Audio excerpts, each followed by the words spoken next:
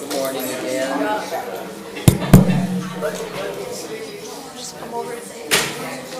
Is there going to be some food coming in?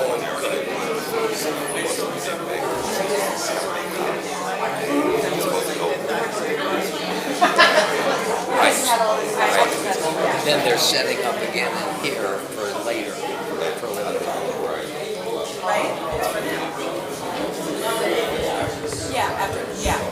So we're doing two setups back in here, right? Sorry? We're doing two setups back in here. Can't hear We're you. doing two setups back in here. So once they're done, I'll move some of that and then reset up back there For the 11 for o'clock. the 11 o'clock. That's what the Davis Bakery was for. But they're going to be a challah and wine in the library? What time? Is that right? Well, Study? so about 10:30. That's the big holler. You got a The big. big challah and little cups of wine. If that's too difficult, don't worry I think about that's it. difficult. I just got to run everything past 10 because I'm getting all the setups Okay, now. but I don't want you to scramble beyond what you can do. I got you. For sure. If we don't have everything, that doesn't matter. Okay. Yeah. I'm going to go get your water. Thanks.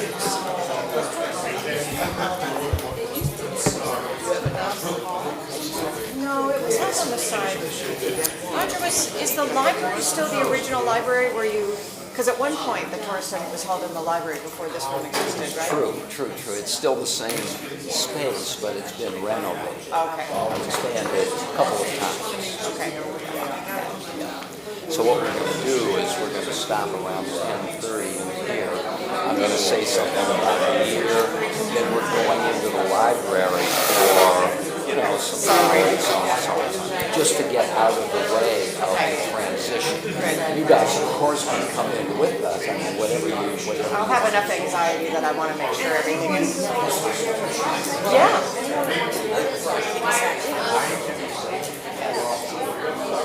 And then we're starting at 11 o'clock. Yeah, exactly. Good. Okay. Oh, right.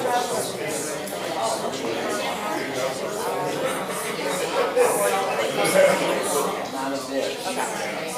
What I say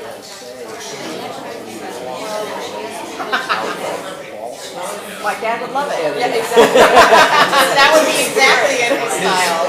Yes, not the exactly. falsehood. No. But the exaggeration. He wouldn't say that. The truth. Oh, about that. Seriously. So if you catch him in the right frame of mind.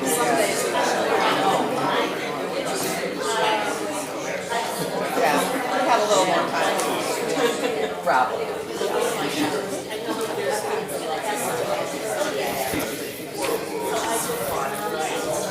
I just now downloaded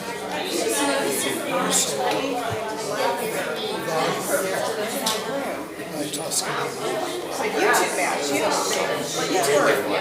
I forget what.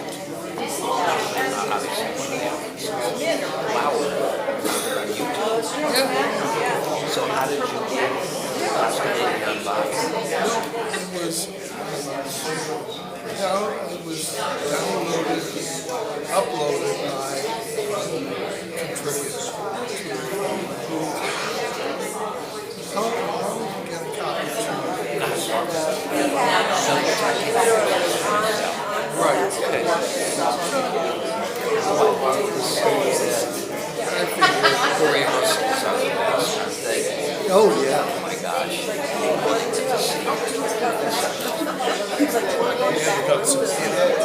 they got some him, right? So what?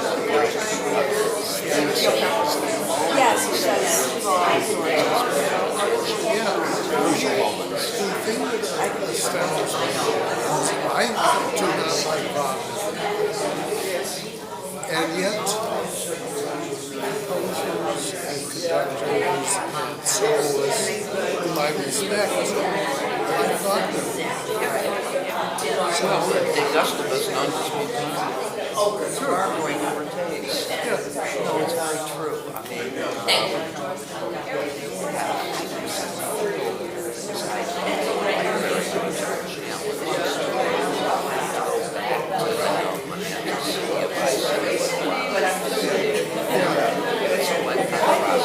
And a great one.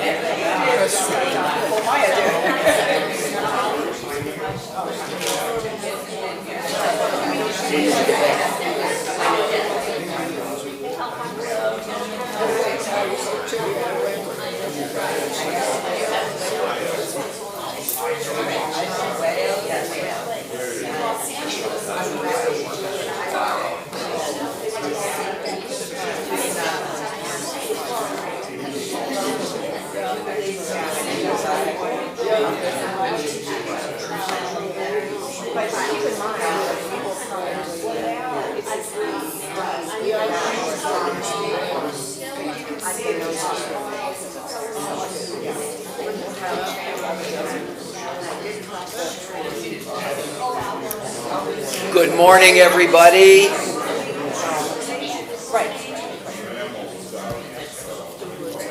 Shabbat Shalom. Shabbat Shalom. Nice to see all of you.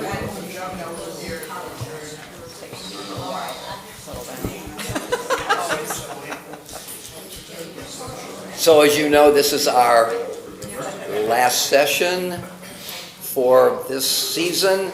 We'll take a couple of months off and start again in September. I've already heard from a couple of people about possible topics for next year. I haven't decided on what to do, so I welcome your thoughts.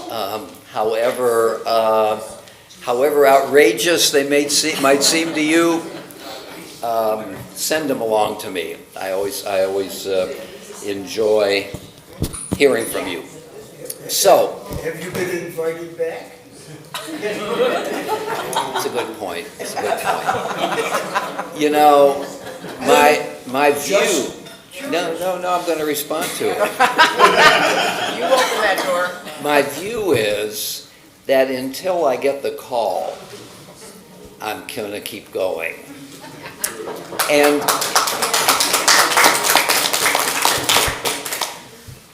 I'm not answering my phone. Okay, yeah. You know, over time you develop strategies. And this one seems to me to be quite important. So this morning we are going to do two things. I want to look at chapter 14 of the book of Numbers, which is basically where we are in our process. And chapter 14 is extremely important because it looks back and it looks forward. Things are straightened out there, and the people are then going to be moving on. So it's a long chapter, and I hope that we'll get through a significant part of it. Then we want to turn to our celebration of our year. Since those who are live streaming, once we go into the library, and I'll tell you about that in a second, will not be a part of our celebration, I'm going to make a few comments about the year here, so participants from both venues, here and live stream, can be a part of that. Then we're going to go into the library, say a few more things perhaps, and celebrate our year with the Shehechianu and with the Kiddush and so on. The reason we're going into the library is that at 11 o'clock there is going to begin a celebration of the life of Bill Morris. And so I just want to be sure that we give the transition enough space so that as the setup is taking place here for 11 o'clock, we're not running into one another. So that's what we'll do. At 11 o'clock, the celebration of Bill Morris's life. Everybody is invited to come back for that event, but nobody should feel obligated. It's one of the reasons the library works, because you can leave from there without feeling that you're leaving an activity. A couple of comments I know. Flo? I wanted to invite everybody to the High Lifers annual, third annual Picnic and Ice Cream Social on Sunday, July 9th from 11:30 to 2 o'clock at Acacia Reservation. You would need to bring your own lunch, but we're going to furnish water, cookies, and ice cream from Mitchell's. We picked out some really delicious flavors. We're going to have the entertainment of Jesse Freeberg. He played his guitar last year and played some happy campy songs, and it was a lot of fun and enjoyed by all, and I think we can all relate to the music that he plays. You can sign up online. It gives you directions in the June Temple Times. And if you get the Temple E-Times, there's a little RSVP button that you can push. And to sign up, if you're not comfortable giving your credit card, I have envelopes. After Torah Study, if you want to sign up with me, I can take a cash or a check, and I'll take it into the temple for you. So I hope to see many of you there. Thank you. Thanks, Flo. Boy, the applause is really going great here. Joan, you have a comment as well. I wanted to thank everybody who picked up bagels during the year. Some of you picked up more than 2-3 times, and it really was appreciated. It's a very important part of our... Sure. We all laugh, but you know it really is. And it contributes to the whole feeling of community and getting together. And so thank you very much. It's really an important thing. Thank you for the reminder. And thanks to Joan. Yeah, and I second that applause of everybody here who has participated in this. Joan is right. Food for the body, food for the soul. Each contributes to the other. So thanks so much, Joan, for helping to coordinate. Jean, you have a comment too? No, I had a question and you answered it. Oh, good. Thank you very much. Okay. So, bagels sponsored this morning by Stuart Friedman in honor of Arthur Kane's 76th birthday. Wow. When's your birthday? July 1st. July 1st, okay. Many, many more. And you should share them with us. Live stream sponsored by the ever formidable Torah Study Fund, to which you often contribute. Thank you. And Flo Friedman for pickup this morning. Okay. Any other questions, comments, announcements? Okay, so let's continue with our blessing. Baruch atah Adonai Eloheinu melech haolam, asher kidshanu b'mitzvotav v'tzivanu la'asok b'divrei Torah. We praise you, Lord our God, sovereign of the universe, who sanctifies us through God's commandments, and joining upon us the obligation to immerse ourselves in words of Torah. Amen. I forgot to welcome those who are live streaming. We're always glad to have you. So we find ourselves here in Numbers at the end of chapter 13. You remember that chapter 13 deals with the mission of the spies, 12 spies who go into the land to see exactly what going in there on the part of the people is going to entail. And they come back with an accurate description of the land in its many aspects.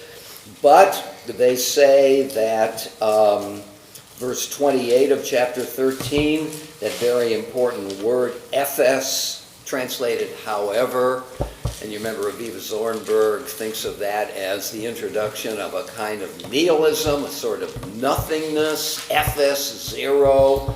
We saw it, but it frightened us to death. However, the people who inhabit the country are powerful. The cities are fortified and very large. Moreover, we saw the Anakites there, and the Anakites dwell in the Negev region and so on. Hittites, Jebusites, Amorites inhabit the hill country. Canaanites dwell by the sea and along the Jordan. The land is populated. It is not an empty land. So when they go in, they're going to face opponents, but they're going to say to themselves that God has promised this land. And it introduces, of course, the big problem of divine promises. The land of Israel is often considered to be the much promised land, and that captures the tension. Verse 30, Caleb hushed the people before Moses and said, "Let us by all means go up, and we shall gain possession of it, for we shall surely overcome it." We are able to do this. And as I suggested last week, Caleb, I think, is not denying the accuracy of the description. He is just not succumbing to its disastrously negative interpretation. And the negative interpretation is realistic, isn't it? The people are going into a land that they have never been in. They're frightened. They're in the wilderness. Every day is a new experience. So I think the Torah captures here the realism of the human condition and human response. As usual, at least for me, the Torah does not overlook the problem, the aspects of human nature based on reality. Nietzsche talks about the terrors and horrors of existence. And certainly there are those. And I think this is a moment when the people face those realities. And so I think of Caleb's response as not an attempt to correct the description, not a redescription of the situation, but an act of will. Even though there is truth in the description, and I understand Caleb might also feel, though he doesn't say so, I understand the reaction. Nevertheless, this is time for a decision and for a decision to move forward. That's how I understand when he says, "We shall surely overcome it." Ki achol nuchal, the Hebrew able. We are able in an intensive form. The verb is expressed twice. Yachol in the infinitive absolute and in the imperfect. To be translated not just we can overcome it, but we surely can overcome it. We most certainly can overcome it. That's how I read this doubling of the verb.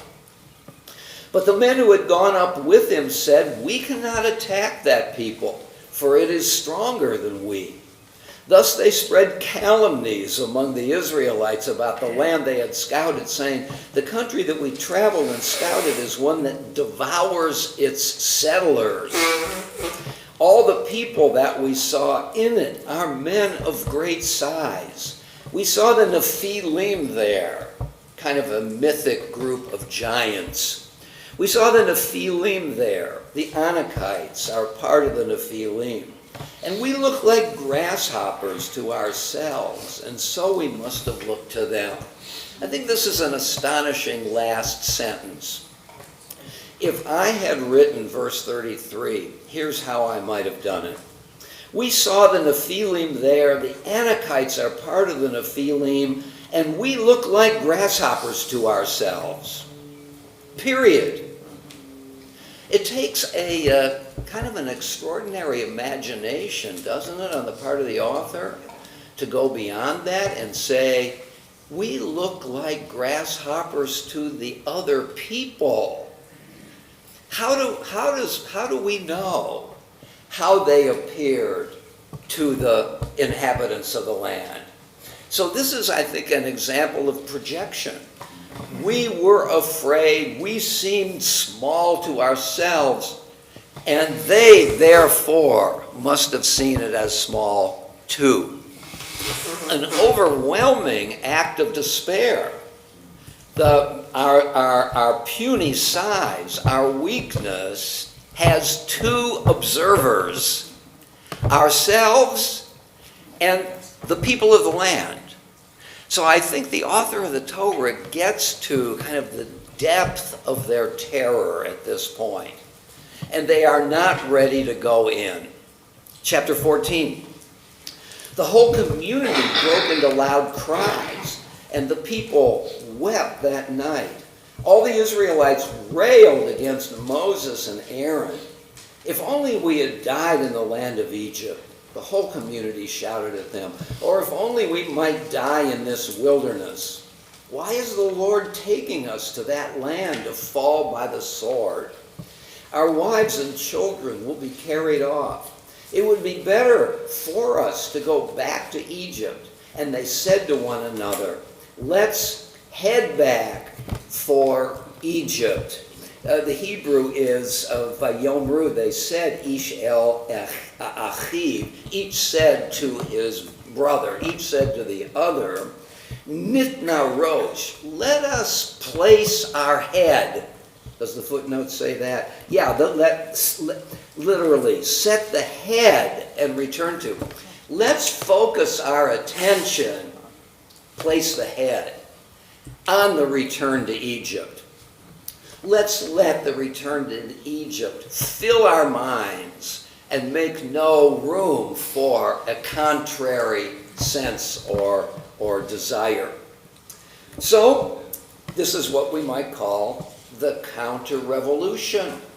The revolution to move forward, and I suppose all revolutions to their devotees seem perilous.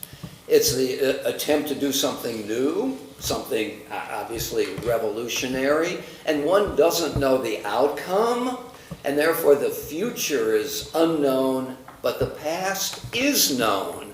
And even if the past is deeply problematic, it has the advantage of knowability. We know about it. And we would rather go back to slavery, a known reality, than to move ahead. So there is something here, I think, that transcends this particular story. This is about all movements into the unknown, all taking chances on something, the reality, the outcome of which is, by definition, unknown, of different kinds. Of course, this is a quite portentous moment of transition, but that's what it is. Let us go back to Egypt. Jim? In this situation, I always wondered why the assumption was immediately some kind of military action. I never quite understood why there wouldn't have been a thought from the scouts to maybe go talk to these people. I mean, everything here tells you there's no alternative other than to go and kill all these people. Well, I mean, I wonder if there is no alternative. Well, maybe there isn't. I'm just saying I think it points to what we might call a disjunctive moment for the people of the land. After all, this is the promised land. God is leading them there. We can have our view of that phenomenon, but that's the reality that the story puts in front of us. And the people are going to, by definition, I think of necessity, going to resist. It's not going to be easy to go in and take over a land where the inhabitants feel that they have a right to that land. Whether they're right, I mean, this is always an issue. What gives a people a right to the land? Is it long-standing habitation of the land? Is it what we might call the chthonic sensibility, chthonic, CHTH, which means belonging to the land? That is it a sense that there is a even metaphysical intimacy between the people and the land? Is it merely they've been there for a while? Is it that they've conquered the land? Is it that they've created treaties? That's always a question of what gives a people a right to the land. But I think we can assume that the Canaanites and the Amorites and all the people in the land certainly felt that their hold, justified hold on the land, is greater than the interlopers who are going to be coming in. So I think that one can assume there is going to be the need for some military, not known for sure, but I think in response to your point, it seems to me natural for them to assume. yeah, because history shows whoever owns the land is because of the military. course. We're in a country of the same ilk. Yeah, well, okay, I mean, I don't know, I don't know, In the United well, States. I don't know about that. I mean, examples don't come into my head quickly, but I think one gains land through treaty. No. You don't think the U.S. as a whole is exactly that? Well, you know, it very well might be, yeah. I mean, we certainly And displaced maybe the that's the peoples. way peoples gain justified possession of the land entirely. Let's not get into that. Yes? This brings to me, to my mind, David and Goliath. You know, the people there are threatened, and they don't have anybody to basically lead them and have the confidence that they're going to win. Yeah. It's always up in the air. Yeah, but they don't seem to have a leader that they're looking for somebody To lead them. to lead them. Okay, maybe they do feel a bit leaderless. Let's go on a little bit. Verse 5. Then Moses and Aaron fell on their faces before all the assembled congregation of the Israelites. And Joshua the son of Nun and Caleb the son of Jephunneh. Now let's pause on that for a second. If we go back to verse 30 of chapter 13, we see that it's Caleb, and Caleb alone, that is exhorting the people, is resisting the counter-revolution. Here, it's Joshua and Caleb. So what we are in the presence of, undoubtedly or probably, is multiple sources. One source thinks of Caleb alone, another source thinks of both of them. The both of them strike me as having a kind of priority because of the 12 spies, 2 of them come back with a favorable attitude. So, and maybe that's the idea that led a subsequent source to include Joshua and not leave it to Caleb alone. I don't know. Verse 6, and Joshua the son of Nun and Caleb the son of Jephunneh, of those who had scouted the land, rent their clothes and exhorted the whole Israelite community. The land that we traversed and scouted is an exceedingly good land. So there's a counter description. If the Lord is pleased with us, he will bring us into that land, a land that flows with milk and honey, and give it to us. So there is a hypothetical here. If. Now you may remember that in Exodus chapters 16 and 17, the people also complain. We don't have enough water, we don't have enough meat, and so on. At that point, God gives them what they feel they're lacking. Here, God is angry and will punish them. What's the difference? I don't know. Here's a speculation. In chapter 16 and 17 of Exodus, the Mount Sinai event has not yet taken place. So that what we call the bilateral covenant, that each party has an obligation, has not yet seen the light of day. So that in chapter 16 and 17, the people have not taken on to themselves obligations to keep the Torah of God. Okay? So what we have in early Exodus is what we've called the unilateral covenant, the covenant of promise.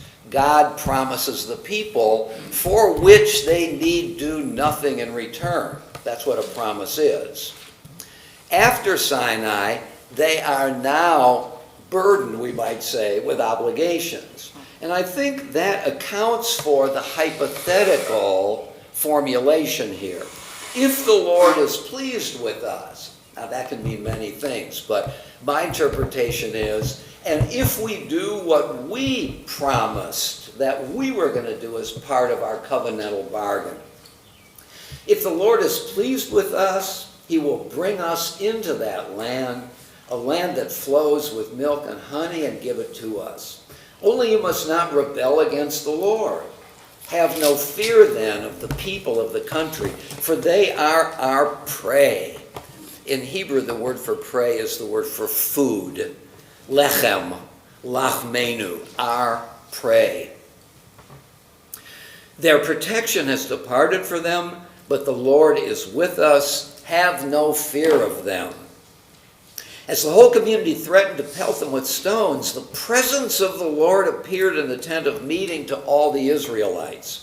And the Lord said to Moses, now this is going to remind us of the aftermath of the golden calf incident, right? It's a very similar conversation that takes place in Exodus chapter 32. And the parallels suggest that these are the two basic rebellions in the wilderness, the golden calf incident and the incident of the spies, with both occasion the same conversation and the same outcome. Not exactly. After the golden calf, God, of course, is very angry. Moses works hard to cajole him back into the relationship. God finally says, okay, I will restore my relationship with the people, but I'm not going to go ahead of them. My angel will go ahead. That's how it's left there. Here, God has a much more severe judgment, more severe in the sense that it affects more people. Let's see how that works out. So, verse 11, and the Lord said to Moses, how long will this people spurn me? And how long will they have no faith in me, despite all the signs that I have performed in their midst? Very interesting point, isn't it?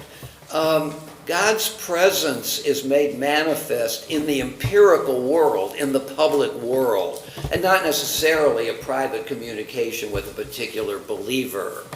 So that these events, according to the Torah, were witnessed by a variety of people. And the more people that see them and hear them, the less likely they're to be delusions or illusions. I think that's the implicit argument here. There's a very famous argument in the Middle Ages about the superiority of the revelations believed in by the different monotheistic religions. Islam is a private communication of the Quran to Muhammad. The incarnation and resurrection, not the incarnation, the death and the resurrection of Jesus is seen by his disciples. 600,000 men, not including women, experienced the revelation of the Torah on Mount Sinai. A quantitative argument would suggest that the latter is the most credible because it's been witnessed by so many people. It's an interesting argument, but it doesn't succeed, of course, for a variety of reasons. I mean, the story is written by believers who are likely to impose their belief on the story. So, in any event, the claim is being made here that I did a variety of things in the light of day to all of you.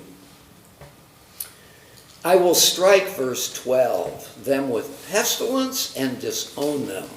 And I will make of you a nation far more numerous than they.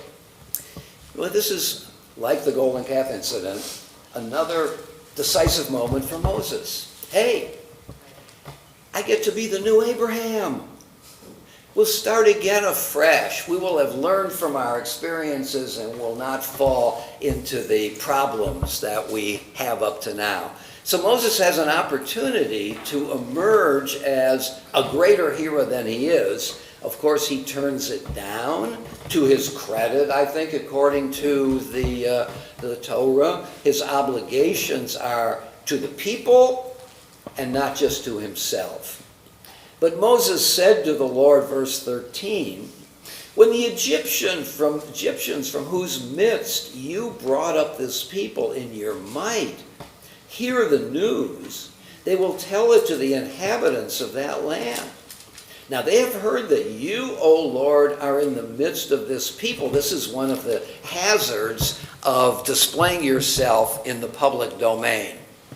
Not just your adherents see it, but others not committed to this enterprise. And they're watching. Now they have heard that you, O Lord, are in the midst of this people, and that you, O Lord, appear in plain sight when your cloud rests over them, and when you go before them in a pillar of cloud by day and a pillar of fire by night. If then you slay this people to a man, the nations who have heard your fame will say, it must be because the Lord was powerless. This is one of the problems with investing yourself as a deity into the processes of history, as in some sense in charge of how things go. We know there's a notion of double causality in the Bible. God is a cause of the way things turn out, and human beings are the cause. But of course, in this instance, God is much more prominent because it's God who split the Red Sea. It's God who brought all of the plagues onto Pharaoh and so on. So God's investment in this enterprise was huge, and so far it has the look of succeeding. They're out of Egypt, they've been to Mount Sinai, they're on their way in the Promised Land. If at this point, notice Moses' excellent argument, if at this point you abandon the people or don't come to their aid, it's going to look like if you did have power before, why are you not acting on behalf of the people now? And it's going to look like you are powerless. So, I mean, isn't this a fascinating moment? I mean, let's just think about the exile of 2,000 years. When the Romans destroyed the temple in 70 and finally Bar Kokhba in 135, the Jews had no political autonomy except in their individual communities for 2,000 years. Where was God? Would Moses have said the same thing about that idea? So you remember the response to that potential allegation. God's silence is not a result of weakness, it's the result of a plan. And the plan is, the people have at long last deserved to be defeated and punished. In the Torah and the Tanakh, God gives them one chance after another. The rabbis suggest that the reason for the destruction of the temple is that gossip proliferated in Jerusalem, and the people poisoned themselves by talking about one another. So the defeat is not the result of Roman power, but of the corruption, the moral corruption of the people. And therefore, the people deserve to be punished. Here comes this theodicy. The people deserve to be punished, and the exile is their punishment. And only God knows when the people have paid the price for their sins. And once they have paid the price, God will send the Messiah, bring them back to Jerusalem, to Israel, and usher in a golden period. So God's silence, according to this theory, is not the result of divine weakness. It's the result of the enormity of the crimes, the sins that the people themselves committed, and therefore they are living out a sentence in prison. But God will certainly, when justice is paid and mercy reemerges as the primary attribute, bring the people back for a golden age. Okay, so the issue of divine powerlessness is really a very important one. And whether you agree with this theory of the exile, it is brilliant, isn't it? And here's one of the reasons it was brilliant. It worked. Didn't it? I'm not saying it worked in terms of God finally did say the sentence is over, but the people remained faithful to God and Torah and Israel throughout the 2,000 years of exile. How did they do it? They prayed for return 3 times a day. in the Amida blessings of the Shmoneh Esrei, of the service. When they built homes and plastered their walls, they always left space unplastered as a sign of the problem of exile. They reminded themselves daily, several times a day, that the covenant continues, but in some sense, we are in charge of its maintenance. So that the course of history becomes the responsibility of the people. Here's the humble tailor in Bologna in 1521, who on a Friday afternoon closes his shop and goes home to his wife and his children, totally anonymous to his community, unknown to history. What does he do? He makes Shabbos. He says blessings. He says the Birkat Hamazon. He thanks God for his blessings. That is, he's maintaining his role in the covenant. The Kabbalists go so far as to say that, this is certainly the Lurianic Kabbalah, that creation was a catastrophe where the divine power was alienated into the klipot, into the shard, the shells, and that God is now alienated from God's self. How is God's unity going to be restored? None other than that tailor in Bologna, who every time he says a blessing helps to restore divine unity and overcome divine self-alienation. So, power, the appearance of divine powerlessness set the rabbis to thinking about how to maintain a sense that history is going to one day work out for us, but also that we have a role in making that happen. True or not, let's say a visitor from Mars came down and we told that visitor about this story. This story is preposterous. I can't see how anybody believes it. But the people did believe it, didn't they? And when the opportunity for returning to the land of Israel, which had something to do with elements of modernity, the steamship, the trains, the telegraph, where travel became much more important, as well as elements of 19th century European culture, the people jumped at the opportunity and began aliyot, the first aliyah in 1882 and so on. So Moses is raising for God the question of apparent divine powerlessness, which has an impact on God here. Verse 16. It must be because the Lord was powerless to bring that. This is what the Egyptians will say. To bring that people into the land he had promised them on oath, that he slaughtered them in the wilderness. Therefore, how is this going to look for you? Moses is saying. With amazing daring, don't you think? God, why? Be alert to the implications of what you are now going to do. If I were God at this point, I might say, how dare you speak to me like that? You think that something you see is something that I don't see?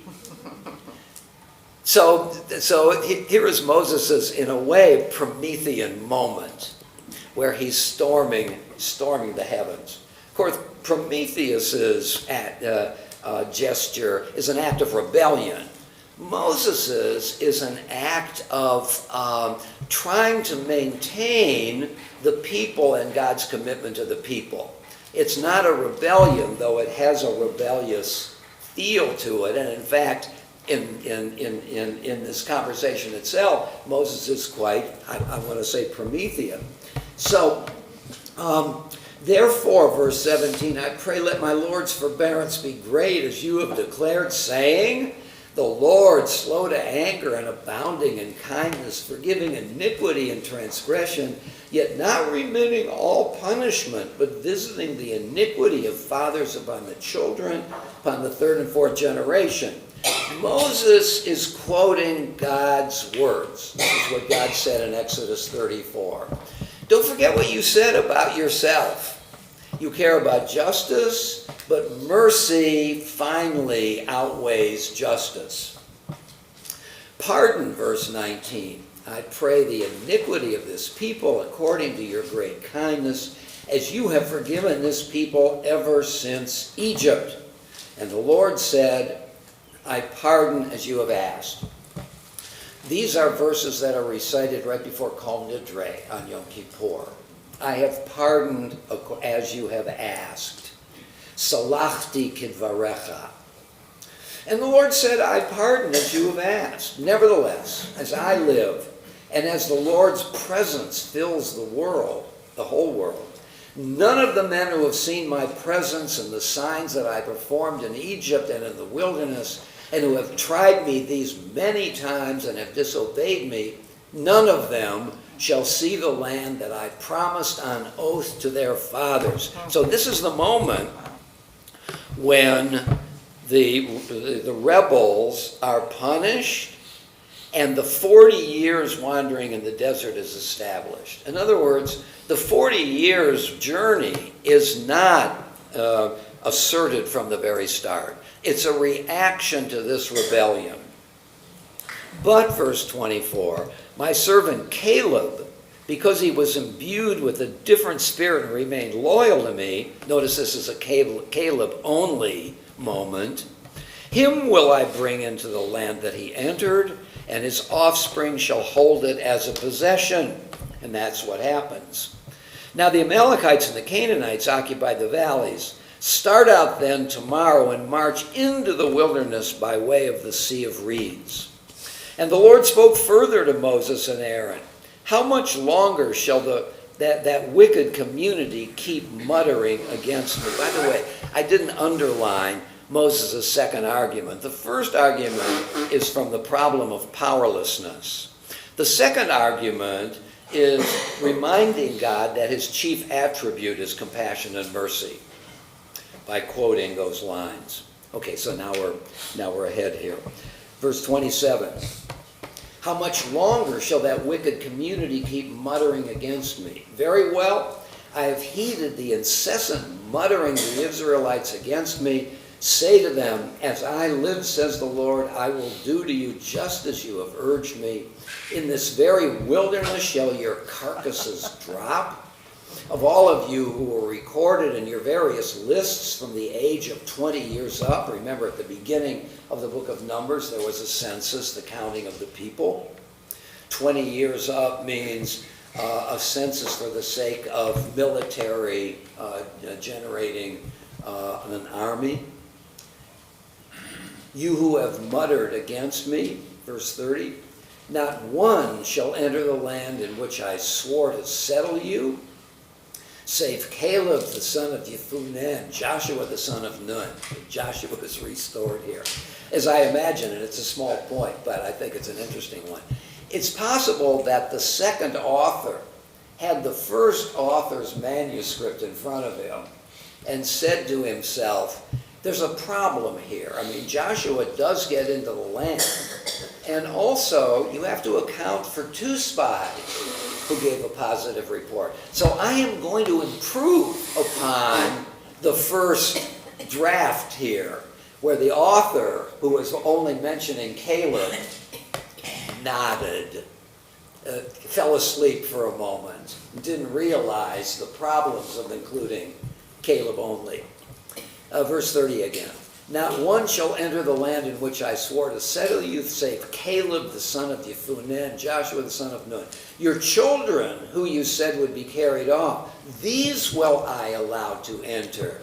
So the 40 years being an interval that accounts for the change of generations. They shall know the land that you have rejected, but your carcasses shall drop in the wilderness, while your children roam the wilderness for 40 years, suffering for your faithfulness, until, that's the business here in verse 19 or verse 18, visiting the iniquity of the fathers upon the children. The children don't have the ultimate punishment of not going into the land, but they have to wander for 40 years because of the sins of the fathers. So if we're looking for a biblical example of that claim, it seems to me here it is. Until the last, middle of 33, of your carcasses is down in the wilderness. You shall bear your punishment for 40 years, corresponding to the number of days, 40 days that you scouted the land, a year for each day. And that's sort of fascinating, isn't it? Why the 40 years? Yeah, generation, but it corresponds to the 40 days of the scout's mission. Thus you shall know what it means to thwart me. I, the Lord, have spoken. Thus will I do to all that wicked band that is banded together against me. In this very wilderness they shall die to the last man. As for the men whom Moses sent to scout the land, those who came back and caused the whole community to mutter against him by spreading calumnies about the land, those who spread such calumnies about the land died of plague by the will of the Lord.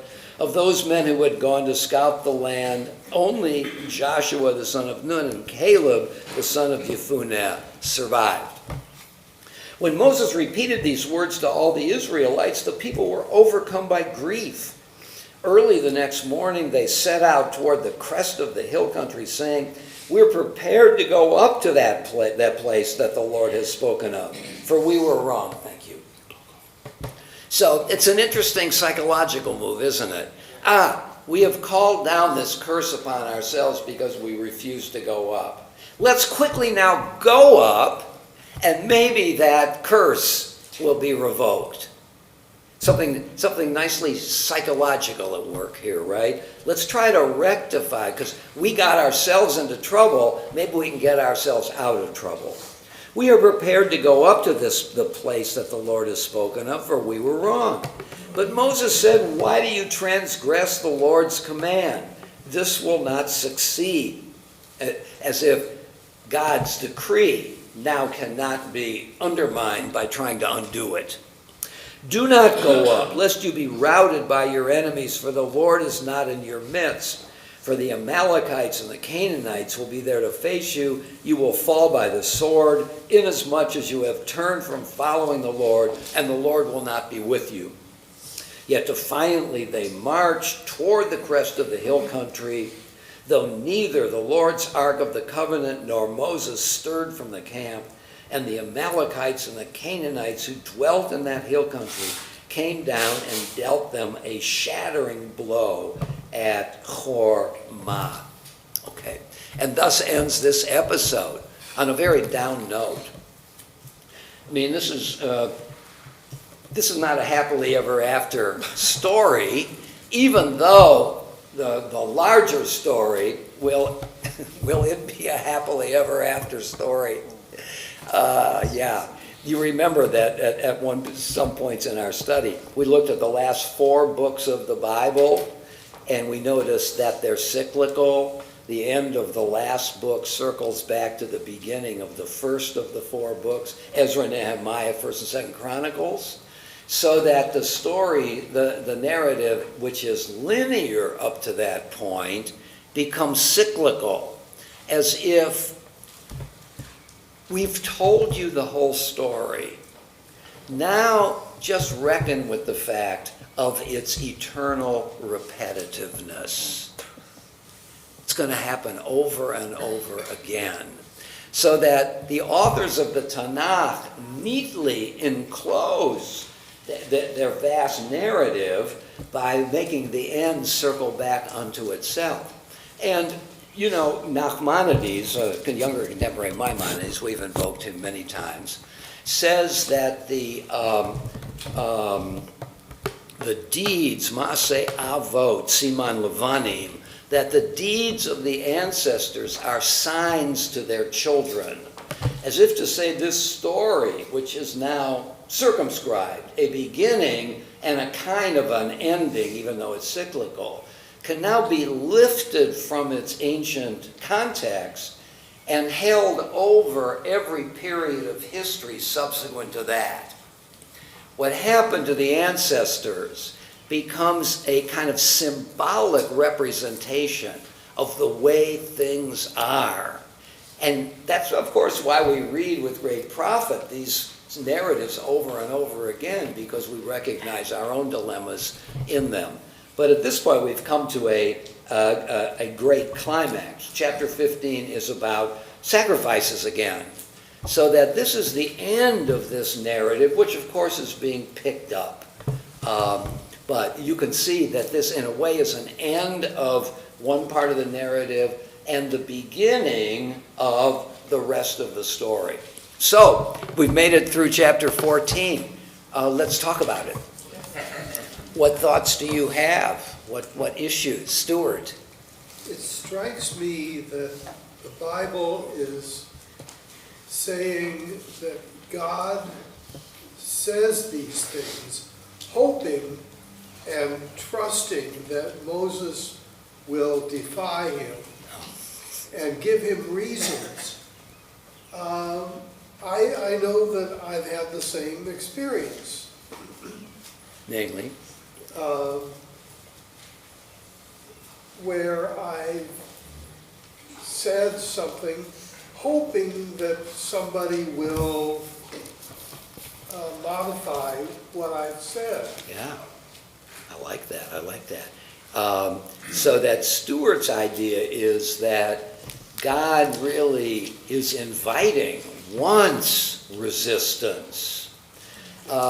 Maybe, I don't know whether you would go this far, as a test of Moses' willingness to try to get, in his view, the proper outcome. By the way, if we went back, you don't have to go there with me, to the golden calf story. I'm in Exodus chapter 32, verse 9, where Moses and God on top of the mountain are watching the people in their idolatry. And the Lord further said to Moses, I see that this is a stiff-necked people. Now let me be, that my anger may blaze forth against them, and that I might destroy them.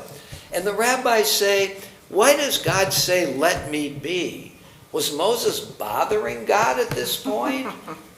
So they surmise that this may be what Stuart is suggesting, a way to encourage Moses to argue back. That's a classic story of what Stuart is suggesting.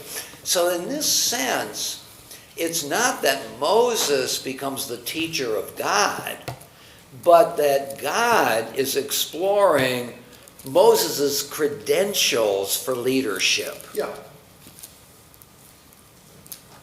Yeah. Right. It also strikes me that the people are selectively referring back to their days of slavery in Egypt. That they think of all the good things, even though they were rare.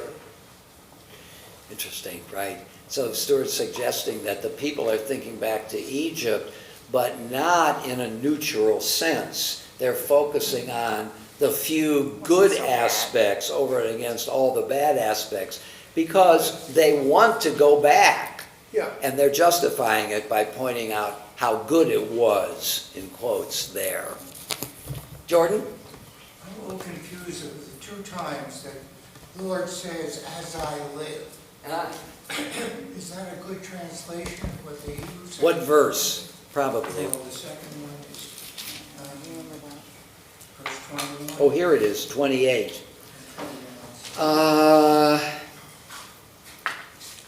Well, it says, say to them, Chai ani, which is, well, living I. Something like that. There's a connecting line. Nu'um Adonai, says the Lord. You know, it's certainly, I mean, there's so little information here that somebody needs to kind of fill it out. So I don't know. I guess the answer to your question would be, how many times do we see this, and in what context, and does that build a case for that interpretation? Live was the word that bothered me, and because it implies dying, and perhaps as I exist. Exactly. Yeah, I think that's what it means, right. I think that's what it means, as I live. Not as I live as opposed to as I die, but I am living. And I suppose the Torah, without being theological about it, that is explicitly theological, thinks of God as eternal. You know, B'li Reshit, B'li Tachlit, from before and from after. Before the world was created and after. But that's a song that is now playing with the theology. The Torah is not a deliberately theological book. It doesn't think logically about assumptions or implications. That's what philosophers do, isn't it? They take a statement or a fact and they ask themselves two questions. From whence does this statement come? What are its presuppositions? And where might we take it? What's the power in this idea? What are its implications? And the Torah is never consciously philosophical in that regard. Scott? So, what was bothering me a little bit about that was what God says to them about their carcasses dropping is not the greatest motivational speech in history. They're not going to see their goal. He's telling them, you're doomed here. You're not going to make it. So, I'm wondering, in resolving that, I was thinking about something you said a long time ago about the fact that Moses seemed to receive a harsh punishment, never went in. There was actually a way to establish a new order in the promised land. Might this not be a parental punishment that's designed as a training exercise and to establish a new pattern? That, you know, it's not, this punishment was designed to set up a new order in the promised land. And so it's not so much just a harsh punishment, but also, you know, a training exercise sort of thing. I see what you mean. It's not only a punishment, a change of outcome, but it also lays some foundations for something new. And what are those foundations with respect to the punishment? Well, I was having trouble with that. I mean, one thing he's kind of relying on is their love for their children, their concern for their children's well-being, because he says your children are going to make it. So that's kind of going to be their motivation for getting there. That's almost the only motivation. Interesting. He's relying on that attribute of the Israelites. The character, the concern of the parents for the children. Yeah. Isn't another lesson, watch out? Even when you get into the land, this calculus, deed and consequence, is still going to operate. And in that sense, there may be a prophetic impulse behind some of it. It's an exhortation to people. This is not only about the past or this moment. This is also the way things are. Remember at the first chapter of Joshua, Joshua is the right leader because Moses isn't a military leader. It requires a military leader. But right in the first chapter, when Joshua becomes the leader, it says so right at the beginning, God also says there, study the Torah day and night. So Joshua is a military leader with two things in his pockets, a sword and the Torah. And that he has to obey the Torah, which is stated right at the beginning, is an indication that that calculus still applies even in new territory. That may be part of the lesson. Maya? So I'm going to give a degrees of psychology to Moses and God. Moses gets an A because he uses a good argument to win God's ear. He's flattering him. He says, you know, do this. God is flunking the exam. God flunks the exam. Absolutely, because what is the incentive for the people to go and fight these Amalekites and all these monsters? Be careful. Yes, It's like light, it's like a thunder. Yeah, So the question is, how do you motivate a people to fight if you are doomed? So go home and sit down and forget But about he it. did. That was the amazing thing, is the next thing that happened was they ran up the hill and got destroyed, right? So it's almost as though reverse psychology. I'm going to tell you you're doomed. Oh, no, we're not. And they run up the hill, right? okay, but okay, so Maya's suggesting the report cards for the two individuals is as follows. The thunder is coming. Dear Mama Moses, your son did good this semester. But God fails, because God's anger and the extent of God's punitive act certainly is reverse motivation. Why would the people move on? And Martina's making the reply that, once again, I mean, it's Stuart's idea. Is this an attempt to goad the people into responding? Oh yeah, you think we're going to be discouraged? We're not going to be discouraged, for which God said, yeah, that was my plan all along. Exactly. To warn them. But that is an act of what we might call interpretive desperation. It's empirical, though. It's empirical. Because that's what happened. Well, it's empirical in its outcome. You're suggesting how the outcome, as opposed to what it looks like it's going to be, how come it's the reverse? And your explanation is something that the text doesn't say. It doesn't even intimate it, as it did in Exodus, where God says, leave me alone. At least we have a little hook for that interpretation. What's the hook here for that interpretation in the text? I would say it is just that once they confronted the possibility of their being doomed, yes, they sought, and this is your interpretation, they sought to renegotiate the contract, right? Yeah. But no, so we'll run up that hill. We'll show you that we believe. Okay, good. So the response is not necessarily that God is goading them, for which there is really no evidence, but their own actions, because they themselves now, out of their own initiative, move forward. And that means that... But motivated by their doom. Motivated by their doom, but does that give God now a higher grade? I don't know. Or is it the people that get a higher grade? It feels like you can't grade it. It just ends up being, this is the way it is. Well, but I think Maya is asking the question about who comes off in this conversation as heroic and who does not. Now, I suppose you expect the rabbi to defend God to his death. But I think the story raises questions. Look, I mean, we've said on several occasions that one of the attributes of God is power. And it's power that is not a result of some decision or moral principle. Take off your shoes because you're on holy ground.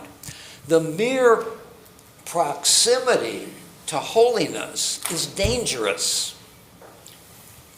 There's a third grade, though, that you haven't given. And Would- that's to the people who muttered against him, who ultimately met their doom. So you've graded Moses, you've graded God. What grade do you give to the people who muttered? They fail as well, don't they? Well, they don't fail entirely, I guess, because we sympathize with their needs. Patty? Imagine what this story would be like if the people never complained. If they just did exactly what was expected and told to them by Moses' instructions. Yeah. This would not be very interesting. Number one, it wouldn't be very authentic because that's not human nature based on what our understanding of the way people are, even throughout history. So, even, I don't want to talk, I've talked about how I give God an F over and over again. All 5 books. But I feel like the story itself from a literary perspective is so much better and instructive. There's credibility built into it, and if you think about what was referenced just a few minutes ago, how it affects our daily lives, that we continue to think about our obligations to our communities, and even taking God out of that, just I don't think we're going back to the land either.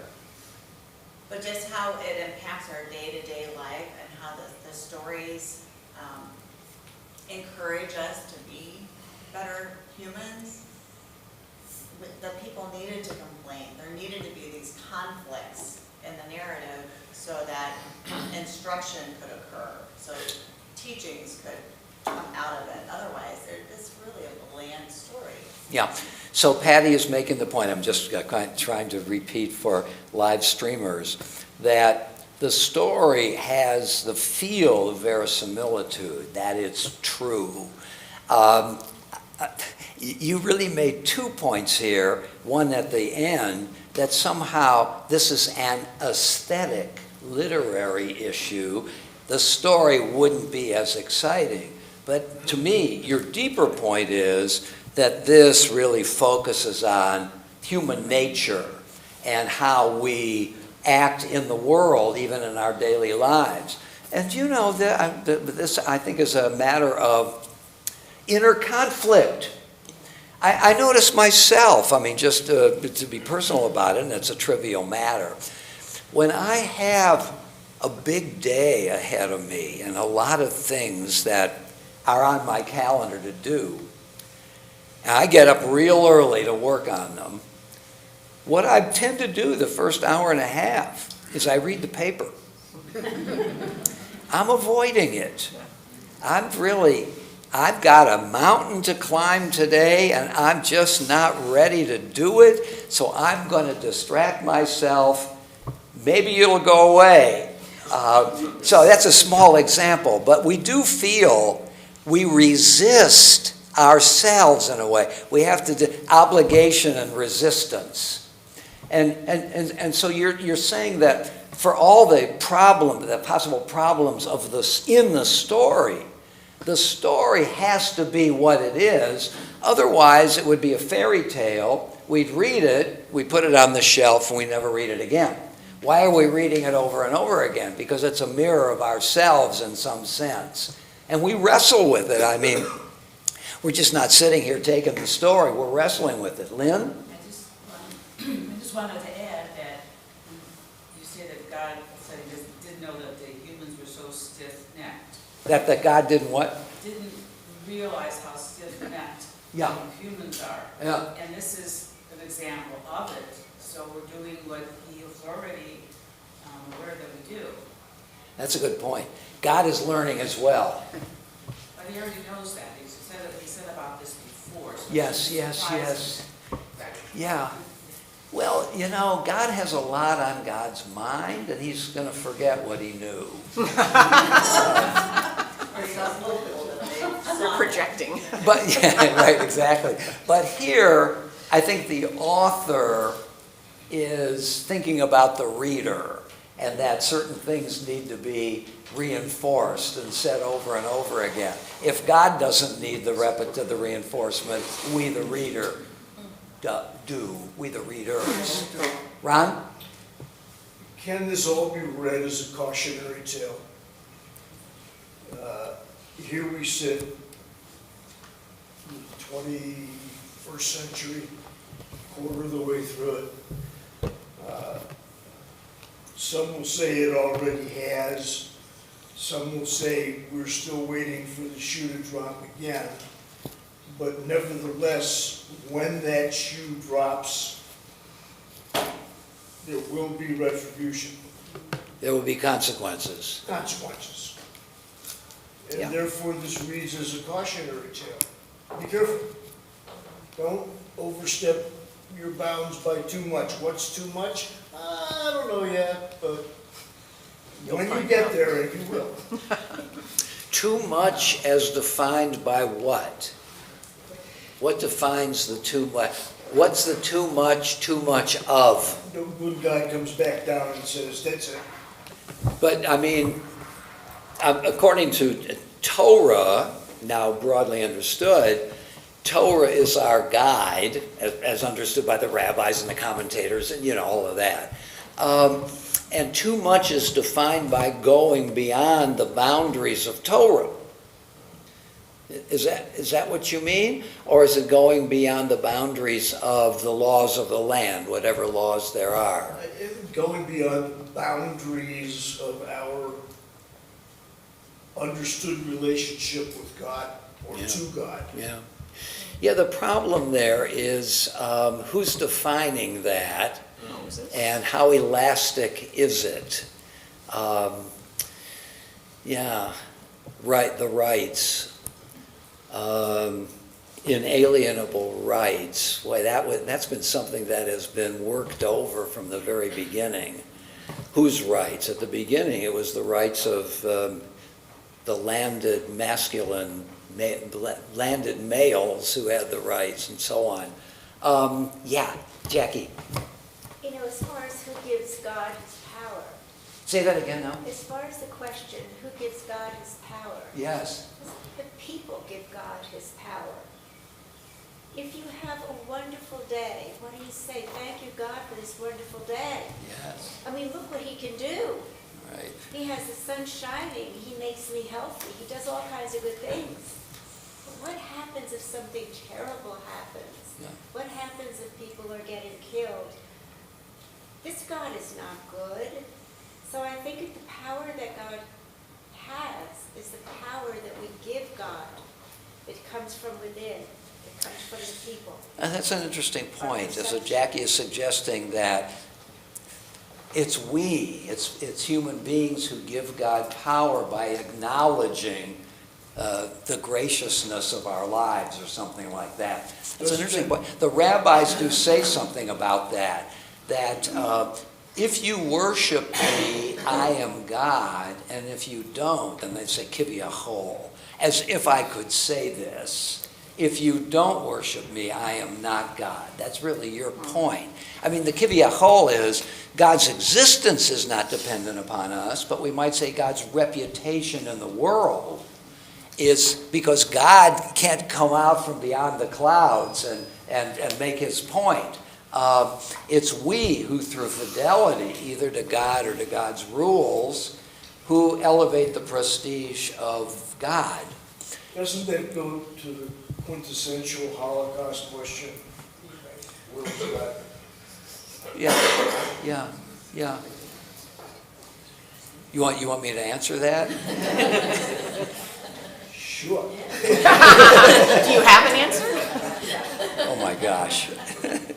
I see the quagmire opening up in front of me. Do I have an answer?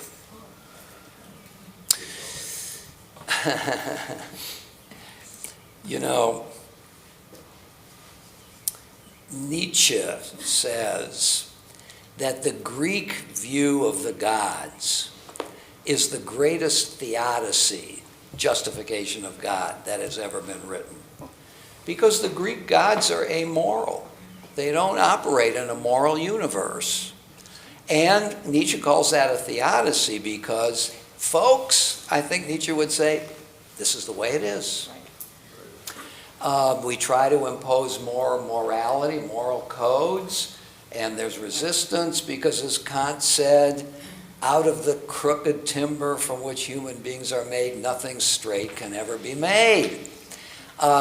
So all this, some of you were there last night when I talked about the 3 paragraphs of the Shema, and I don't want to get into it too much, but the second paragraph, which the Reform movement eliminated, has as its nucleus, as its center, the idea of reward and punishment.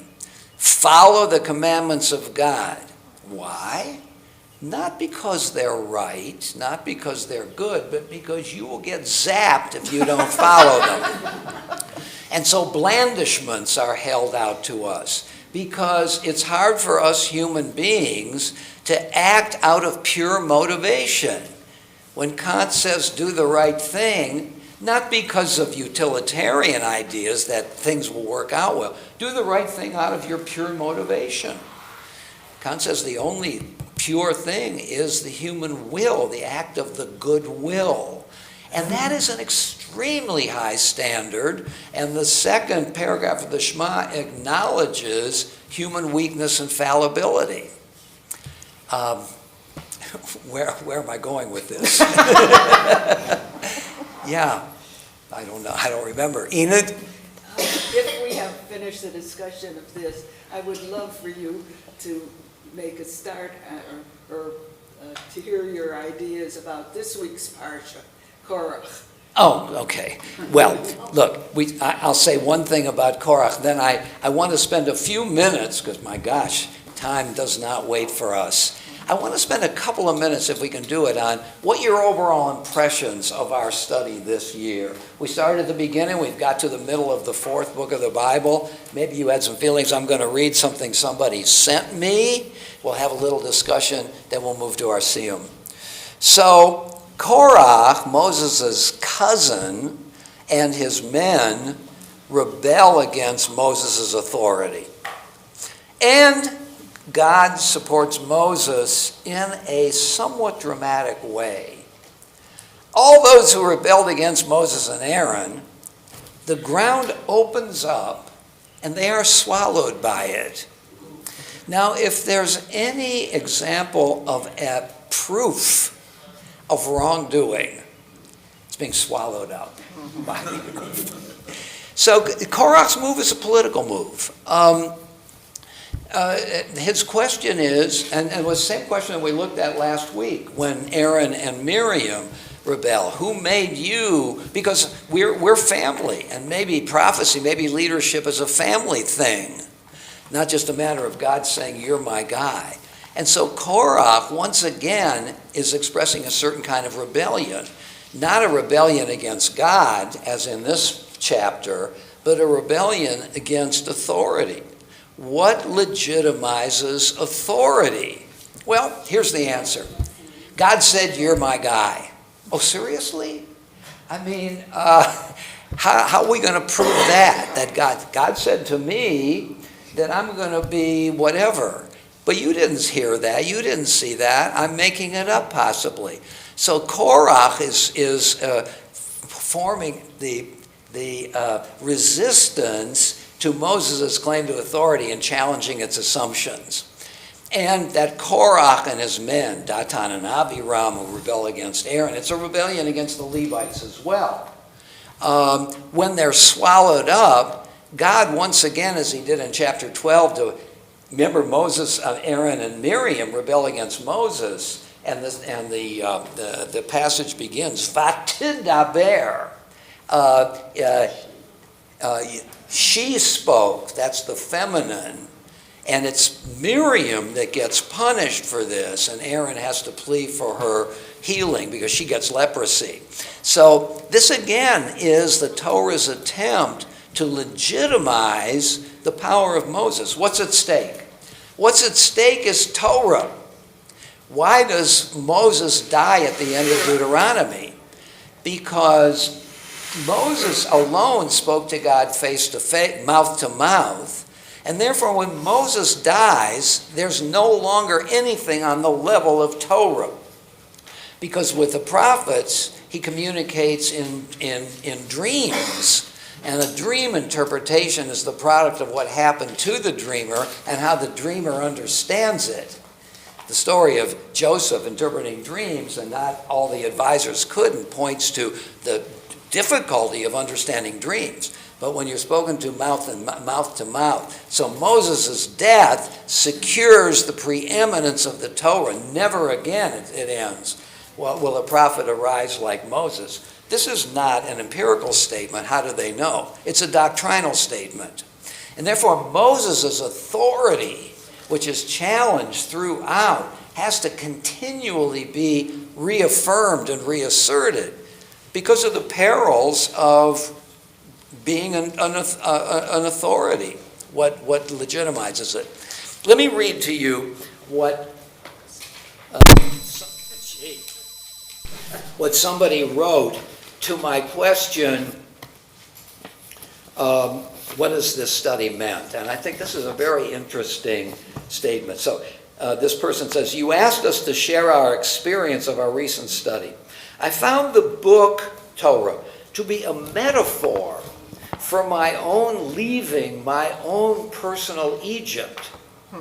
Our Egypt is what in our lives we cling to that keeps us in the desert and out of the promised land. The desert is our life as we experience it while still clinging to these false bonds. This could be our family of origin, a relationship, our child or children, an ambition, an education goal, a job, any goal, material things, or even a spiritual issue or belief. Our promised land can be our awakened consciousness of an influence in our life of a higher power. The longing for Egypt is, as pointed out, a form of idolatry. And it can easily, in real time, take up to 40 years to give up our Egypt. Likewise, we can easily wander for years over the same territory. And many relationships can become troubled as this happens. This study is an example to encourage us to look at our own false gods that bind us to an Egypt of our own. This journey of giving up our idolatries is a journey to finding a God of our own understanding and to finding our inner moral and spiritual self as well. I think that's a really elegant statement, and in a way it's an elaboration of her fundamental claim that the story is kind of a metaphor, an allegory. Patty, that is in a way what you were saying too, that it has ongoing relevance. I'm getting increasingly mindful of the time. Let me just say a word or two about our study this year. Then we'll go into the library and celebrate. So I want to read a passage from Psalm 1, which I've already invoked today. So, no, not Psalm 1. Joshua 1. Where am I going to get that? Joshua chapter 1. Okay.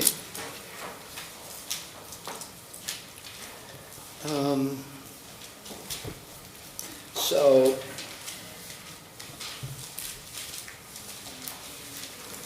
I'm not sure it's Joshua 1. Yeah, 8. Let me see here. No, I just had it this morning. The passage goes, in his Torah, study day and night. And the rabbis asked, who is the his in his Torah? And their answer is, at the beginning it's God's Torah. It's, to broaden it, it's the author's Torah, the author's creation. But when we study it, and study it with intensity, it becomes our Torah. So the his here can be understood as a kind of before and after. We make a book our own by putting our heart and soul into it, discussing it together, drawing from it whatever seems appropriate to us. And it strikes me that this is really what Torah study is, because what we're doing is we're starting with a text of great renown, and we're devoting ourselves to it to see first whether that renown speaks to us. Is it justified renown? And in another sense, in what way does it remain renowned to us? I like the point that both Stuart and Maya said earlier today, that in a way, even though the book puts us off from time to time, it's a goad to us, G-O-A-D, to further exploration. It's as if the Torah is saying, leave me alone. You don't like parts of this. Leave me alone. as if to say, I'm encouraging you not to leave me alone, because you will find in this book things that challenge you, things that bother you, but also things that exalt you and exalt us as a community. I mean, a great book comes from the past. And whether we are still reading it tells us something about the durability of what that book, in a way, transferring and bringing it down the generations, is a demonstration itself of the power of the book. Otherwise, we would have left it alone long ago. And it doesn't coddle us. It challenges us to think more deeply about ourselves as individuals and as a community. So that's what I find very exciting about it. And I just have to say, doing it with all of you is one of life's great blessings, actually. People who care about it, care about one another, and week after week, month after month, year after year, continue to come together to probe this text. This, in a way, is our eternity, isn't it? That we're stepping onto the continuum that started millennia ago, and God willing will continue for another set of millennia. We live very circumscribed lives from birth to death in one community with a set of individuals. But to touch eternity, and to touch eternity together week after week, is one of life's great blessings, isn't it? And we've been doing that. So let's adjourn to the library and continue our celebration.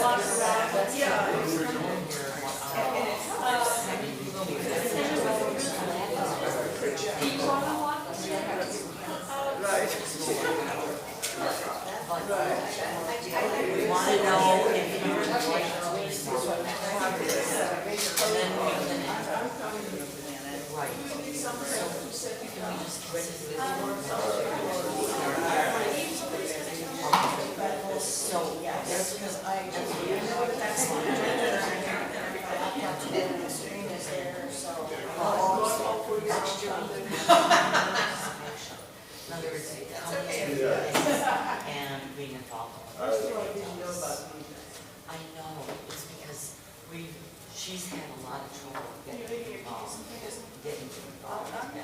Well, the emails, it's the emails. So here, there's her email, you have my email and my phone number. And we're co-chairman of this committee. So you can always contact me. You can always contact Cindy Wilson. Let her know, yes, I will be there, no, I will not be there. Because that's the way this committee works. Okay. Okay, I so you nobody have ever to. sat down and talked to me about it. You know, I they know. gave me people's names to call, and I called. Right, And I made a report, and that was it. right. I did not get any other information whatsoever about what it was even about. I mean, I didn't know. It's because you were invited to the events, and you see what they're about. But I know that your problem has been, that it's been physical. All right, so let's go and have some time now. Is this your jacket, is it Jim's? Actually, maybe, if somebody's coming. I think it's Jim's. And what's this? I think I'm gonna have to find some. Empty envelope, okay. All Are right, you saying he's so, coming? What? don't worry Did he say about he it was this coming? week. Well, I know that he's the one that we were talking to about the plotter. There's also a guy who mentioned how things work, but I'm hoping he's coming to help me. Are you with the Yeah, they haven't started. No, that's.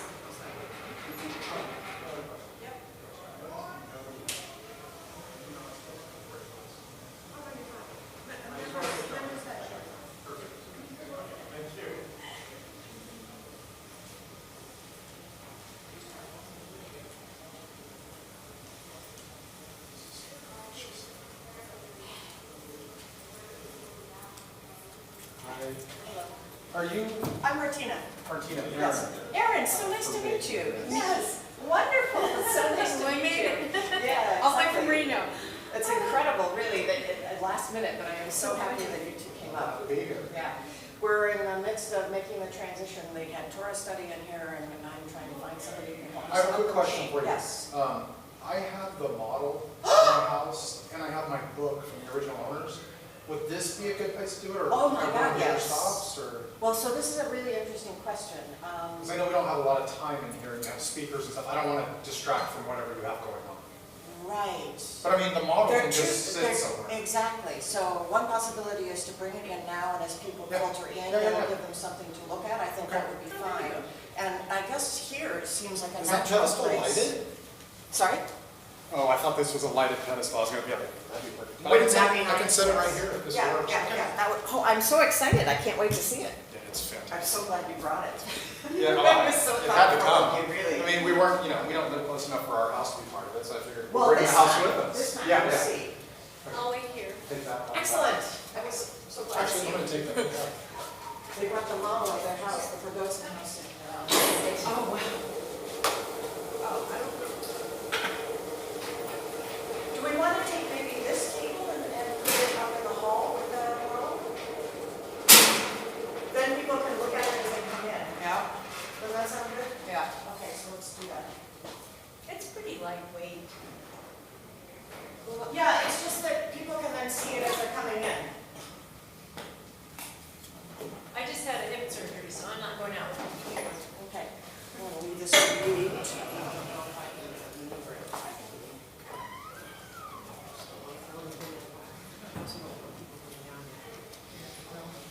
Right. That's all right. I don't see any reason why they can't do that. You?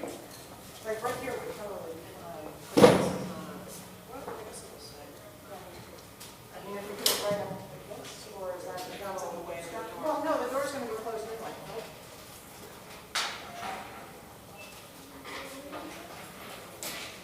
Alrighty. So I'm gonna have to stand here. So okay, so I guess I'm gonna, right, we'll have everybody, I think, then sit there. Are you standing up presenting something? Yes, I am. Yeah. The HDMI is actually over here. She's here as long as you keep. She's setting up for the park. I guess so.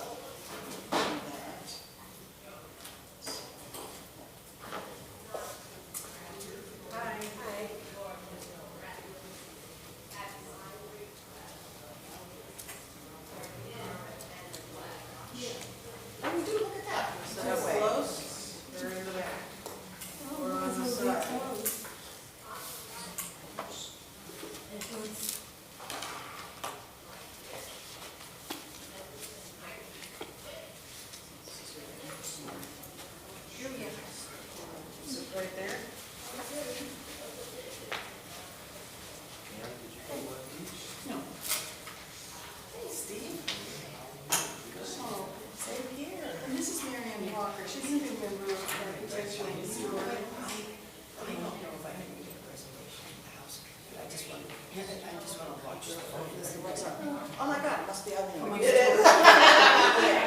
I told her to check it out, good to see you. Try it here. I'll talk to you after. Yes. And then you're gonna be for a moment. I am. We are. Or something in the. What? Microwave.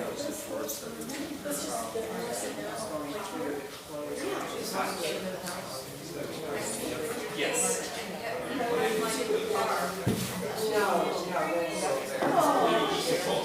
I'll just be fine. Do you know Mary Ann? Yeah, okay. I came a couple of days ago, and then other times I. Only crowd, so I'm a little worried about you not like that. Thank you.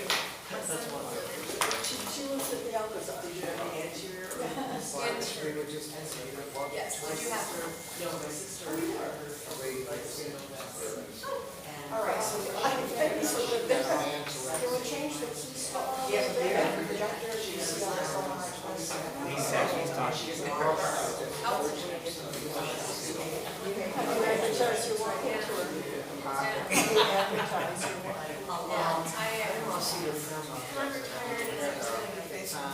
Coming out. Well, I do have a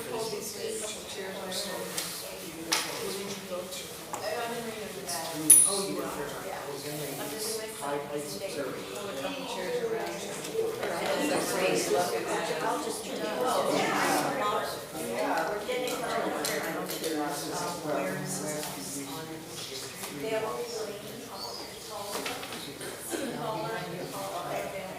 Oh, okay.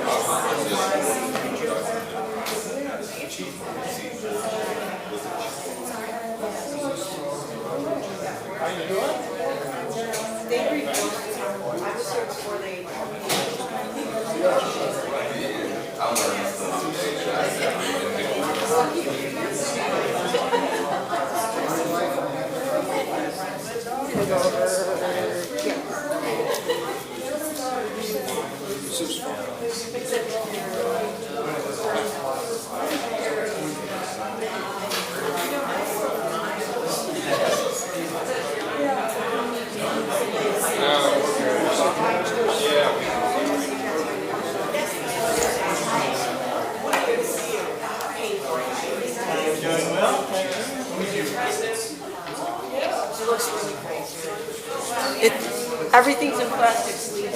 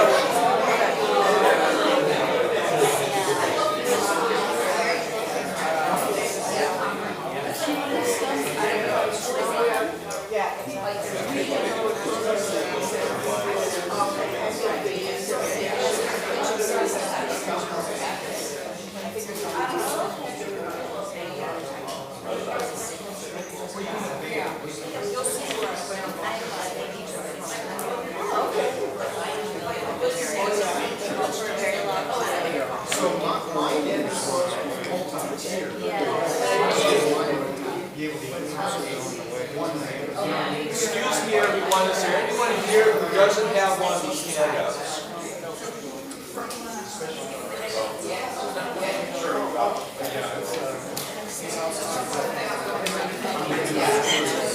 Anyone else get a handout? I've got 3.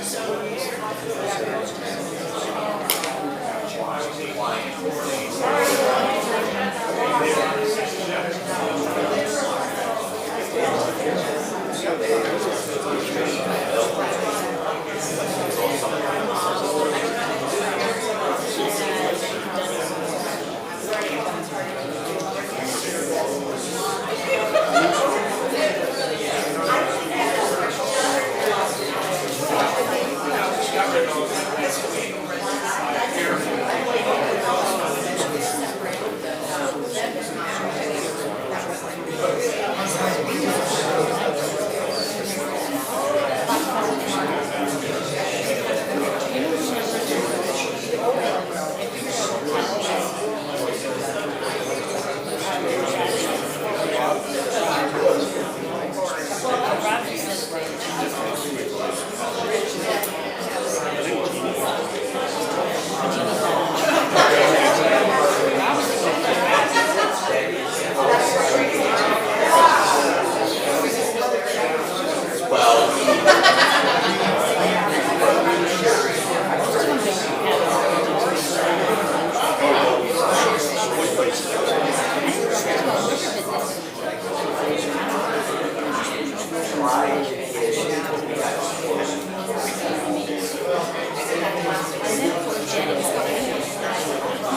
He's coming.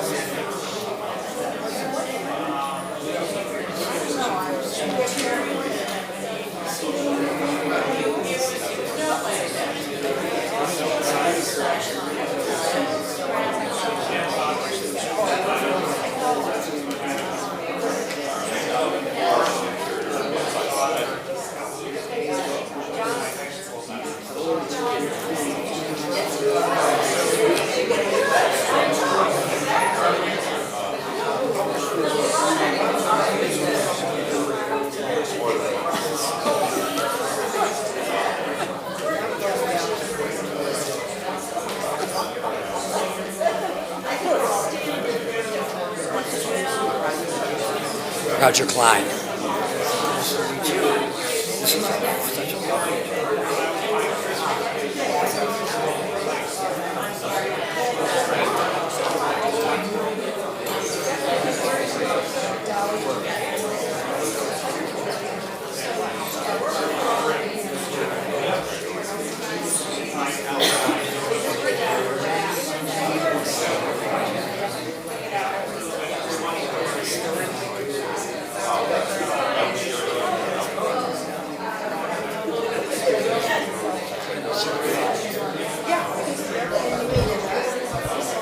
Yeah, we can start.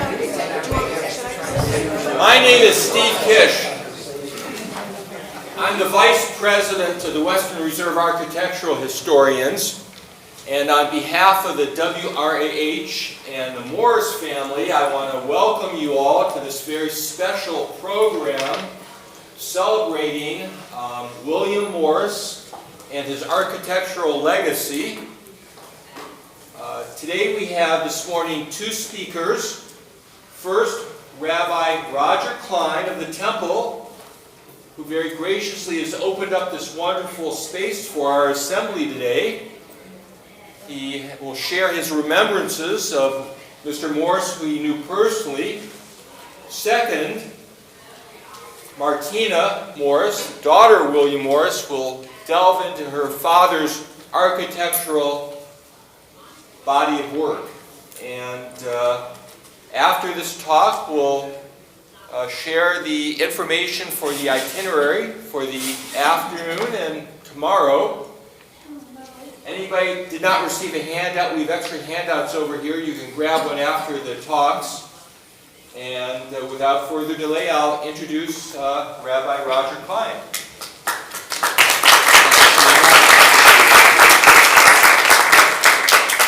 Good morning to everybody. I'm really thrilled that so many of you have come out here to do honor to a very special individual, and we're just so pleased to host you here. I do want to offer a few reflections on my long friendship with Bill Morris. Some of the things I'm going to say I think will be familiar to you, at least in terms of topic and not the specifics, which are the result of my own experiences. So Bill and I had a long and wonderful friendship. We found one another, I might say, through a variety of things that we have in common. One of them is our birthdays are 2 days apart. Mine is on April 17th and his was on April 19th. So very early on, since life assails us with so many slings and arrows that we always grab the possibility of joy whenever we can, we decided that we would go out for lunch on our birthdays. And we did this for many, many years, and we would think about it and talk about it in February, and then when it got closer, we'd find the restaurants, and we just had a grand and glorious time. Bill, of course, was a creative and brilliant human being, and one of his attributes, which I'm going to elaborate upon in a moment, was that Bill Morris was sure of himself. And so I want to talk about three things with respect to Bill. I want to talk about, and I'm hoping that these three things give you something of a picture of who he was. First of all, I'm going to talk about Bill's solution to the apparently, but not actually, intractable Middle East problem. Bill had the solution. Secondly, I'm going to talk about Bill's love affair with certainty. And third, I'm going to talk about his strange, but you'll see compelling distaste for the number 3.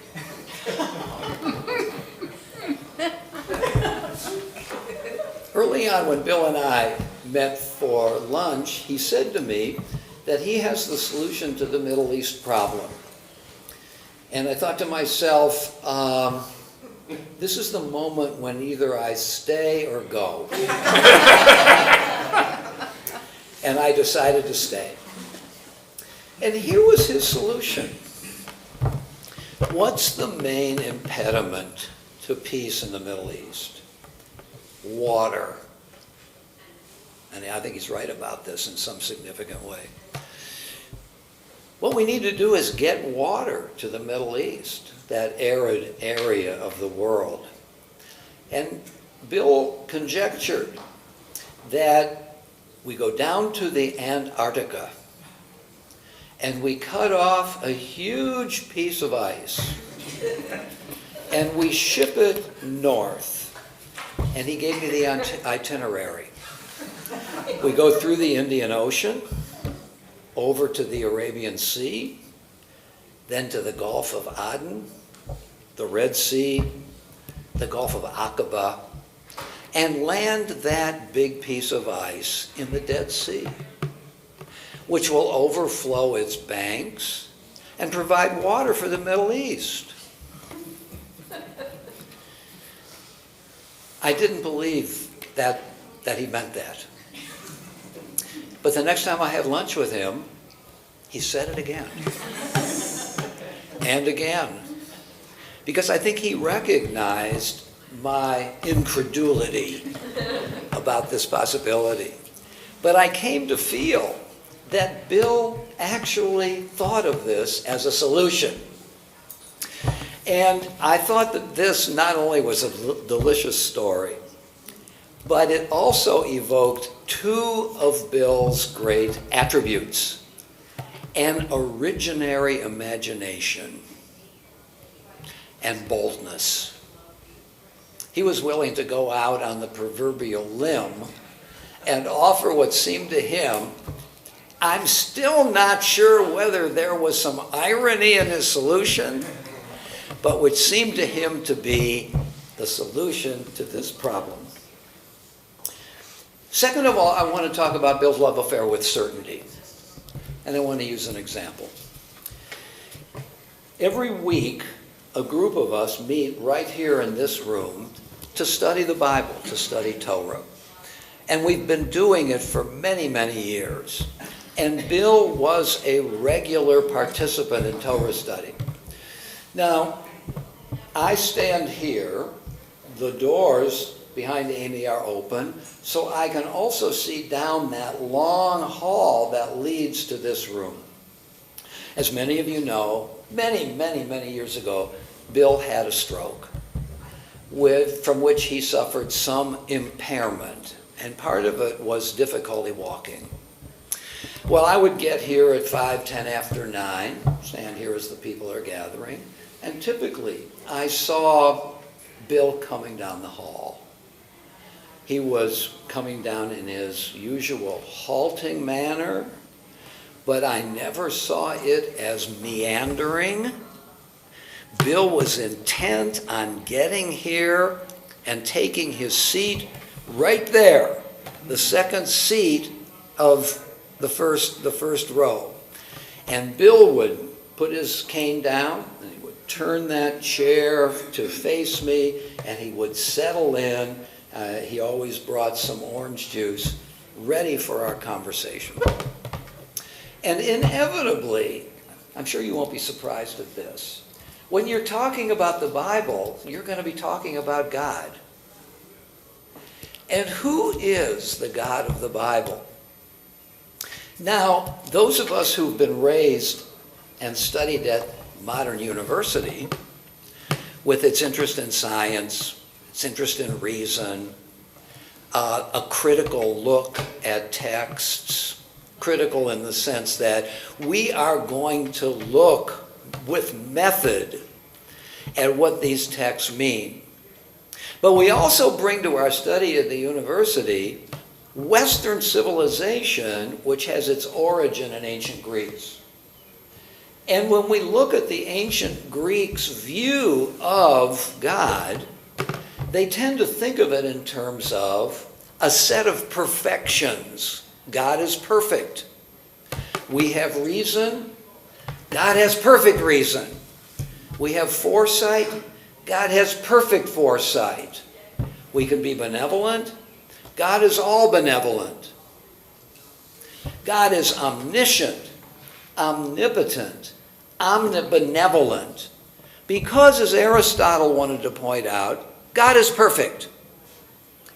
This is not the God of the Bible, whose attributes overlap some of Aristotle's, but not in essence. Bill developed the idea through careful, bold, unconventional reading that God is one of the main characters of the Bible. That he doesn't just oversee the processes of nature and history. God is an integral part of those processes. And in fact, and here's Bill's daring hypothesis, which wasn't an hypothesis, because I'm talking about Bill, and Bill is his certitude. God grows. God in the Bible is engaged in an adventure. And Bill would come up at the end regularly of a session and try to give yet another illustration of this idea. And I would, just in order to both articulate a possible alternative view, but in order to keep the conversation going. And I would say to him, Bill, I don't think this is right. I don't think this is right. I don't think what you've said, this is right. Don't you agree with me? And his answer was, no. Bill had the capacity to summarize all of his discontent with a simple no. Not, I disagree with your opinion, and here's why. Not, I see your point, but I have another point. Emphatically, unequivocally, in brief, no. And Bill knew in his own heart that he was right in his opinions and would assert them with a kind of charm and a bit of a smile. I hope I wasn't imagining it as he was saying it, because Bill was bright enough to know that there are other opinions. And he just didn't want to be a naysayer, because Bill was certain about his opinions. That's point 2. Point 3 is Bill's dislike for the number 3. Now, I don't know about you. When I'm giving a talk or answering a question and somebody says, what do you think about X? I would say, and I would mean this, there are 3 possibilities. And I would elaborate on each of the 3. And then we'd go on, maybe later that day, maybe the next session, a question would be raised. Don't know exactly how to respond to that, but I sense there are 3 possibilities. And Bill would come up to me at the end of that session, and without preface and without elaboration, he would say, why does it always have to be 3? And when he said that, I had a response to that claim in 3 parts. But I didn't tell him that. And you know, as delicious as those interactions were, and they were interactions because I loved his emphatic mode of speaking and of talking. And I don't know much about his architectural products or genius, but Bill had his ideas there too, and he worked them through. There are 2 homes on, is it North Park, which Bill designed for, I believe, his parents and his sister, which did not fit into the environment. And he was challenged. And he won. Because he had a vision, and he wasn't going to allow that vision to be compromised by so little a phenomenon as fitting into the environment. But what I learned from his concern about the number 3 was not only his playfulness, but also, why is it, I ask myself, I don't know about you, why is it that it is usually 3 things? He would say, why not 2? Why not 4? And so what I learned from Bill here is that we approach questions which are vexing for us with something of a pat kind of answer. I feel much easier about my response when I say there are 3 possibilities. And there is a certain kind of dogma to that, as if the 3 legs of a chair are necessary for a chair to be stable. Why should that also apply to the way in which one responds to an issue or to a question? And so Bill forced me to examine my own, let me call it, methodological dogmatism. That the way to deal with an issue is to divide its possible resolutions into 3 parts. So I say to myself and I say to you, how could any person who knew Bill Morris beyond the casual ever forget him? I loved him. He made an indelible impression on me. He continues to live in my heart. And I feel blessed that I had all those years of friendship with a singular and wonderful individual. Thank you.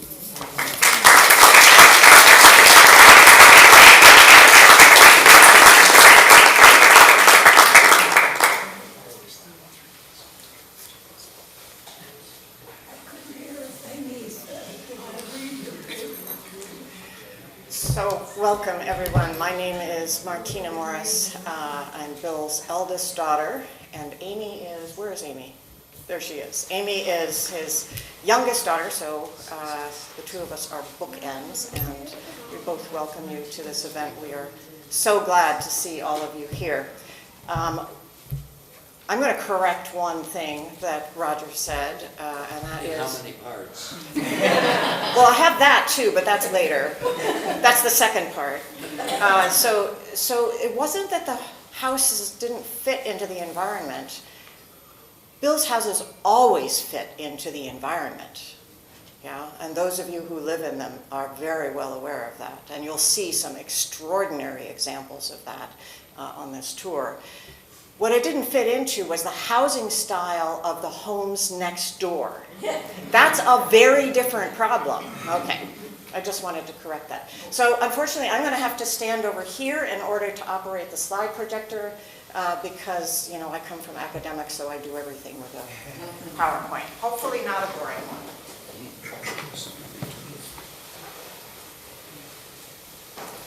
I'm actually going to start here. You'll get a kick out of this, Roger. How much fun? I found this on the interwebs. It's exactly what he said. You're dragging an iceberg for water, right? So, like so many things, I mean, Dad was sort of ahead of his time, and you're still thinking he was ironic. He was not ironic. All right, so.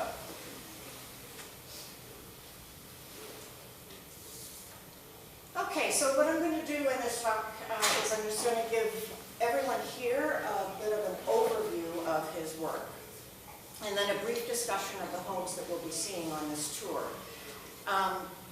It's been an extraordinary process, I think, for Amy and I to put all of this stuff together since he died.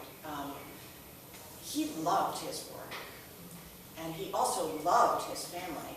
And I think we knew a lot about what he did in his work. I mean, he would take us on road trips, and we would not, unannounced on these doors, show up. And of course, these were homeowners of his homes, right? And they were delighted to have him come through. Even if they hadn't been the original clients, they would always be very gracious and invite him in, coming unannounced. And so we knew about a lot of the homes, but I don't think any of us really had a clue how prolific he was during his career. And in the process of putting this together, we've kind of come face to face with this, and that's what I would really like to share with you today. So just a rough basic chronology of his early years. He was born in 1927 here in Cleveland, Ohio. He basically was a Cleveland boy his entire life. He loved the Western Reserve. He was rooted here. He lived on Ellesmere Road, and as far as I know, he was there his whole childhood. They never moved, right? So they were going to Shaker Heights schools there. Sorry?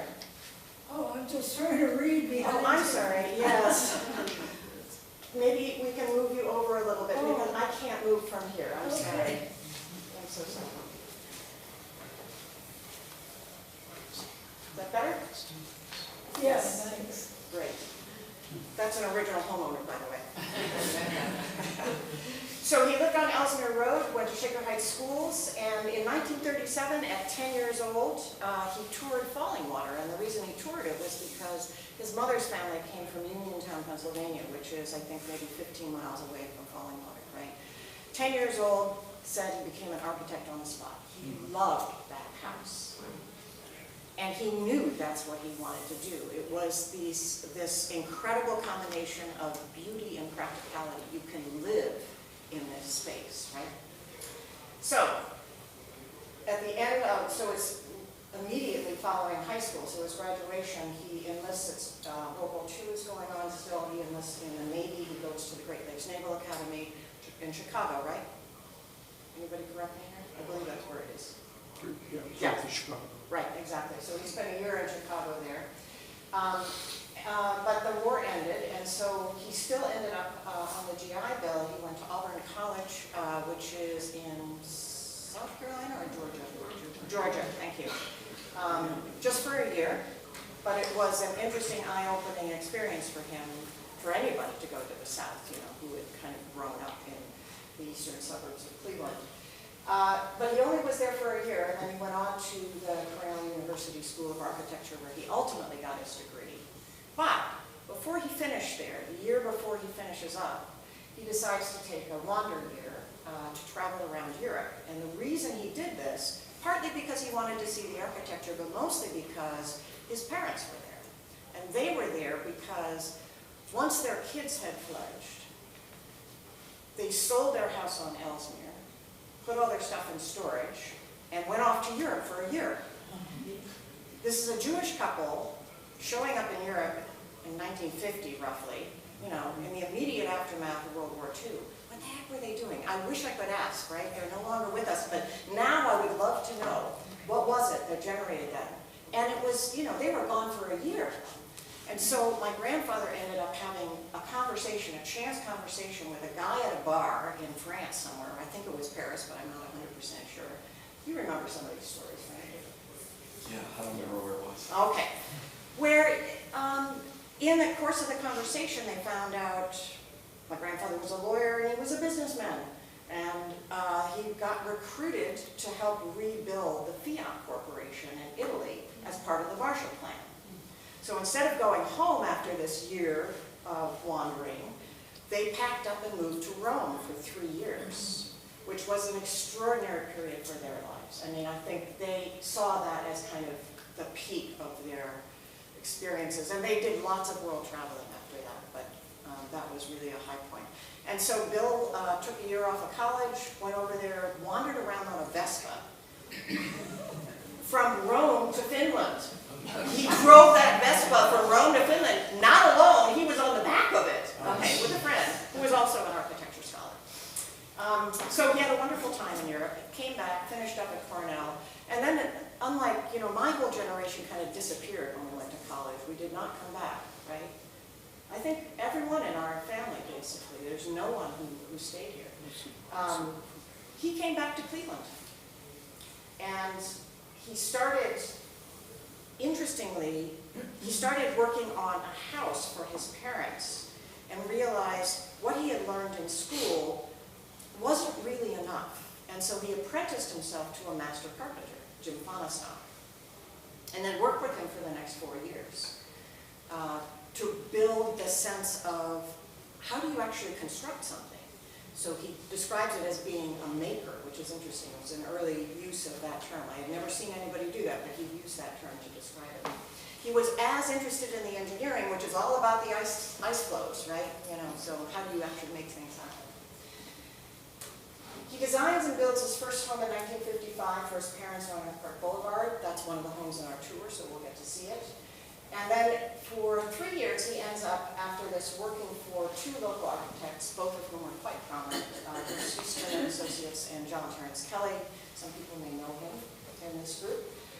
But he said after 3 years, and he told us as kids, like this was the one lesson we learned from a very early age, he said, the first decision you make is do you work for somebody else or work for yourself? And he worked for himself. So he hung out his own shingle in 1961. He's all of 34 years old at that point. So this is roughly the types of things that are happening over a period of, 6 decades, basically, in his life. We're going to be talking a lot about the single-family homes, so on this side I just have a sense of how many of them were there in each of these decades, and you can really see that there's an interesting pattern there, which I will discuss later.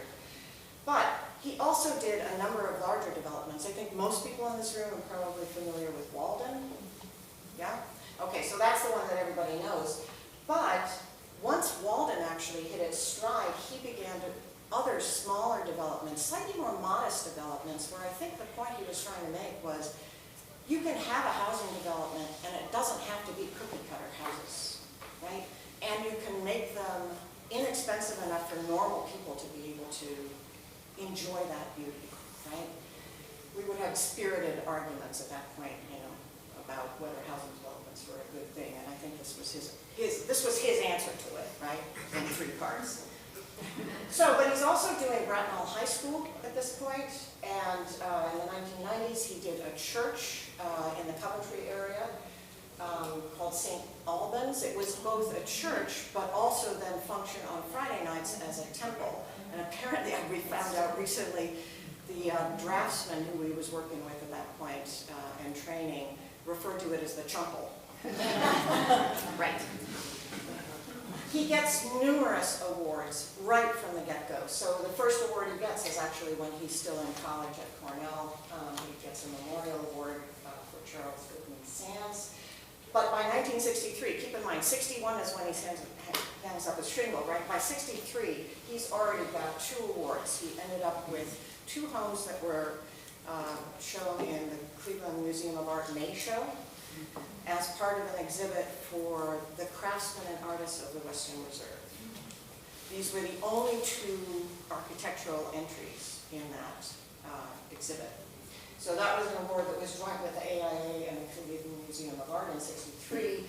His single-family homes then continue over the course of the 60s to receive lots of awards from the Architectural Society of Ohio, but also the Cleveland AIA.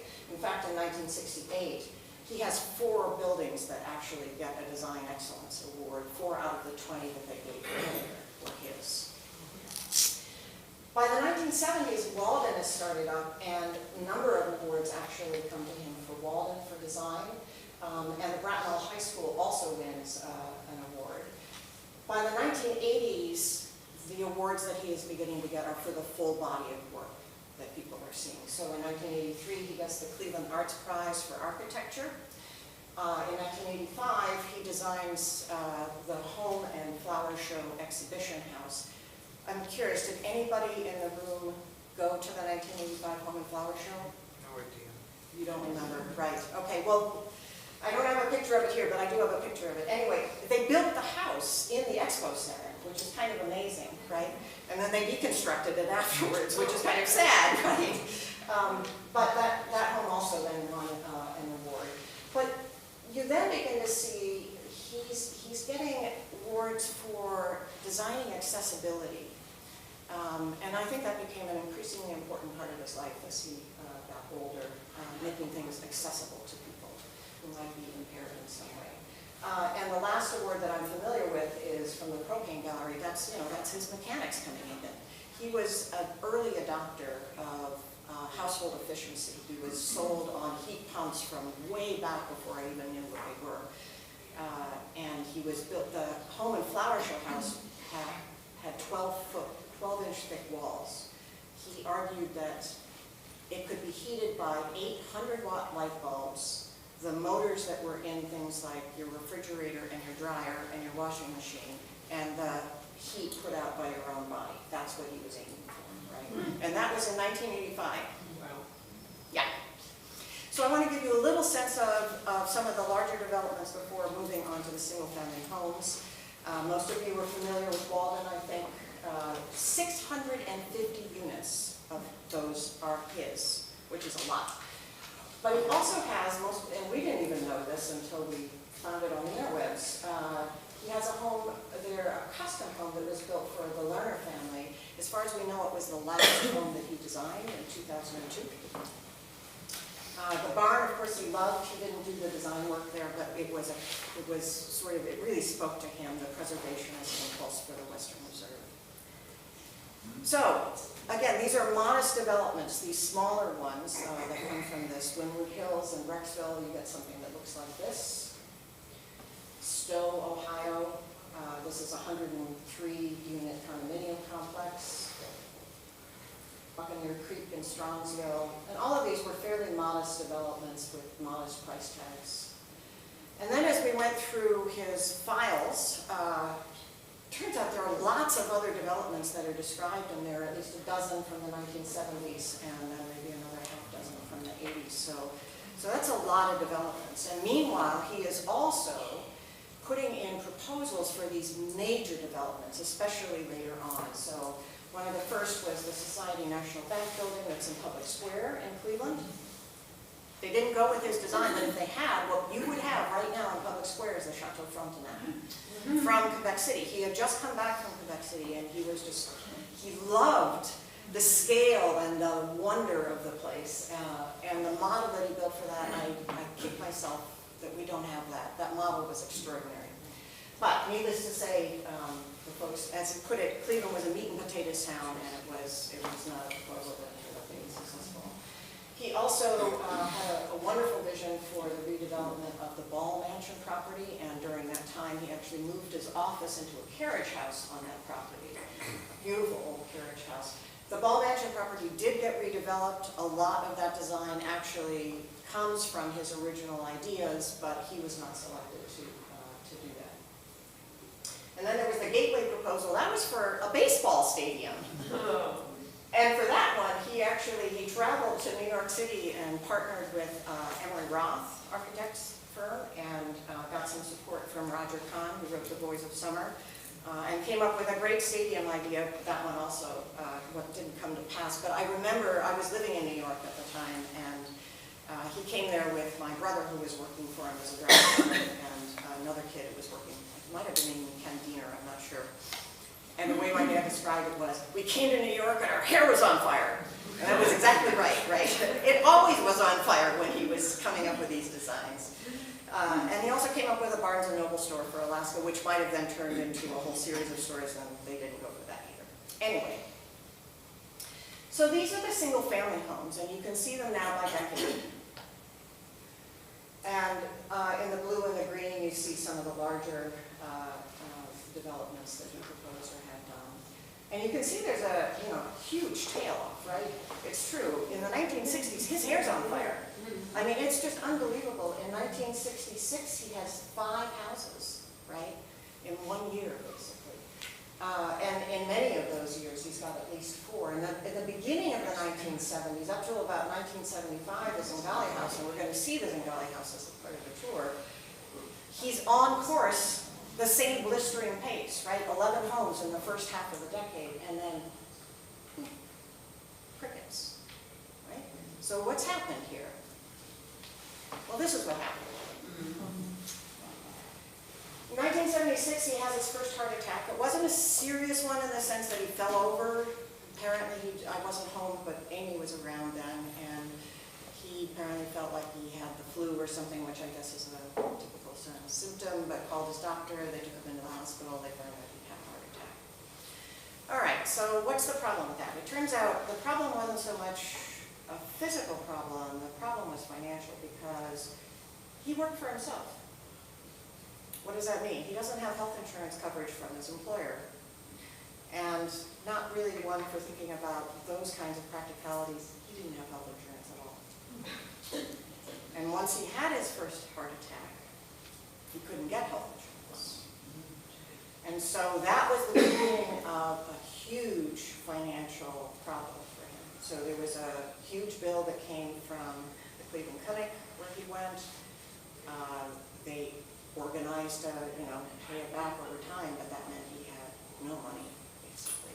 The other problem with being an architect, that he would tell us, another story he would tell us a lot, is you don't get paid as an architect. A lot of people just don't pay their architects, right? They sign the contract or they don't pay, and he was not the person to go after you and say, by the way, you still owe me $10,000. He couldn't do that. The only time he was able to collect was when his father worked in his office. After his father had retired, he was like in his 70s, and his father was a really good, good financial head on his shoulders, and he would go after people, and Dad brought in a lot of money in those years, right?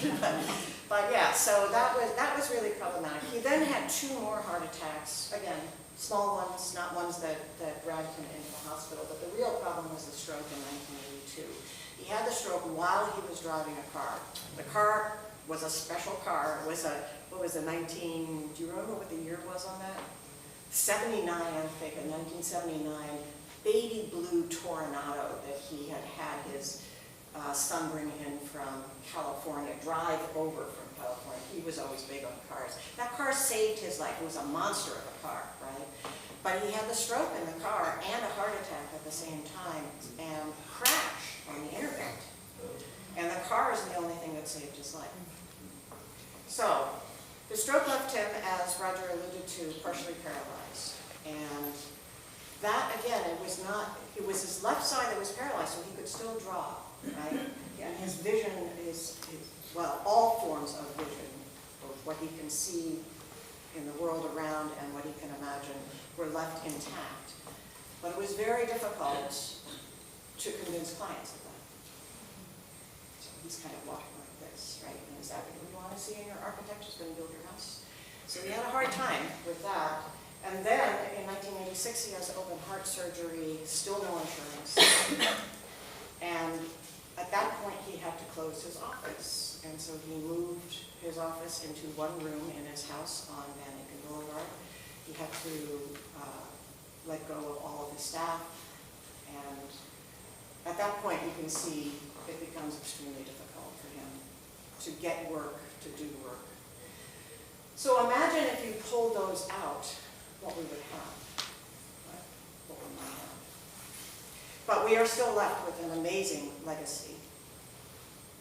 The homes that we're going to see on this tour are marked in red here. We're going to see the very first home that he ever designed. That was the one for his parents on North Park. We're going to see the home next door to that, which Roger alluded to, which was for his sister Ellen Phillips in 1988. And so those two are kind of paired. And then we have quite a few sprinkled in between the 60s and the 70s, which were his most active period. So what I'd like to do is take a moment here and ask those of you who are homeowners of homes on the tour, if you could stand up so that people can see you. And I would like to, on behalf of everyone, thank you. For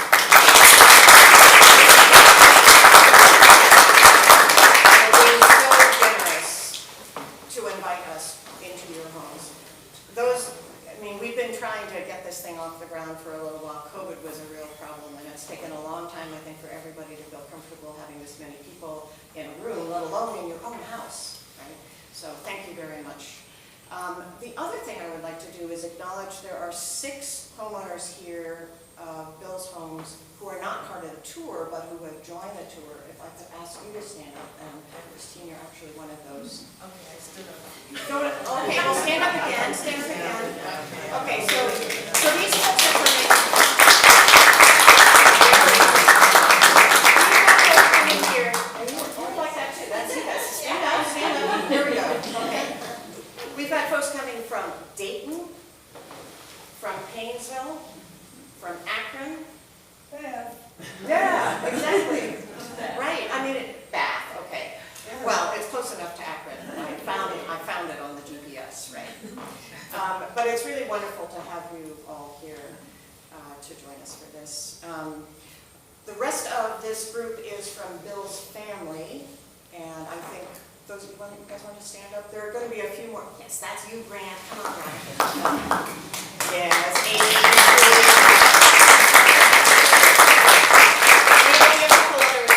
Join us as well. And then I'd really like to thank Steve Fish and the Western Reserve Architectural Historians and all of you who are here from the WRAH for this tour. And of course, deepest appreciation to Roger for hosting us today and for that wonderful memory. All right, so what we'll be seeing Saturday and Sunday, Saturday being today. We've got a total of 7 homes with a little insert of some drive-bys. The first 2 that we'll see this afternoon are the Blonder home and the Donald home that are now owned by the Noses and the Goodwins, respectively. Those homes were built within a year of each other, and they're next-door neighbors, right? And this area here, this kind of Kersdale, Bremerton area, there's a whole cluster of dad's houses in there, which is really interesting, which is why we can see the drive-by homes, and that isn't even all of them. There are a whole bunch more that we're not going to be able to see. So the Noziks and the Goodmans and Susan LaPine, which is the last home, have all been in these homes now for 2 decades, really, you know, so long-time residents of those homes.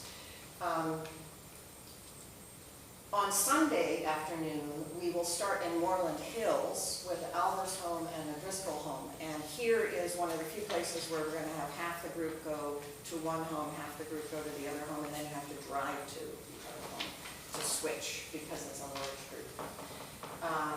So those 2 homes are in Moreland Hills, as I say. Barbara Driscoll, where is he? Barbara, hi. Barbara's actually she's the only original homeowner who's on this tour list, right? Christine here is also an original homeowner, but is not opening her home.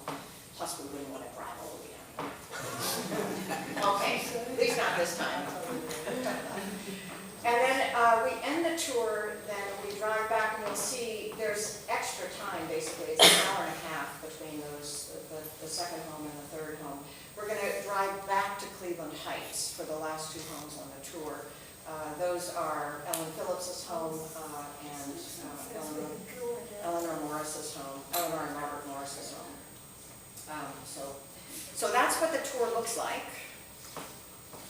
And I want to give you a little bit of a sense of, you know, what we know about some of these houses. We don't know, there are a lot of things we don't know, which I think is unfortunate at this point, but I'll try to share a little bit about what we do know. So the first home on the tour this afternoon is the Blonder home. This is Errol and Ruth Nozik's home. And Erwin Blonder was a distinguished World War II veteran. Dad loved designing for veterans. He really, and in fact, the very first home he designed after he hung up a shingle was for another World War II veteran who lived there until last year. 60 years he lived in that home. Yeah. So apparently Blonder had taken over his father's paint and wallpaper business, which was nationally significant. I think it was like the 6th largest. Yeah, it was a big going concern when Cleveland was sort of on the map at that point. We're not sure exactly how he connected with Bill, possibly through Oakwood Club. That would make a little bit of sense, especially if we played poker. He probably would have went out with my grandfather, and my grandfather was always, hey, my son can design right? This is one of the only houses that Dad designed with a pool. And the reason for that is, the next house that he designed with a pool is on Belvoir, the Rubenstein house. Steeply sloped site. Where's the pool? At the very top. What could possibly go wrong? It did. Oh, gosh. Yeah. So he never designed, as far as I know, that was it. He never designed a house with a pool after that. The next house, which is right next door, is the Diamond House.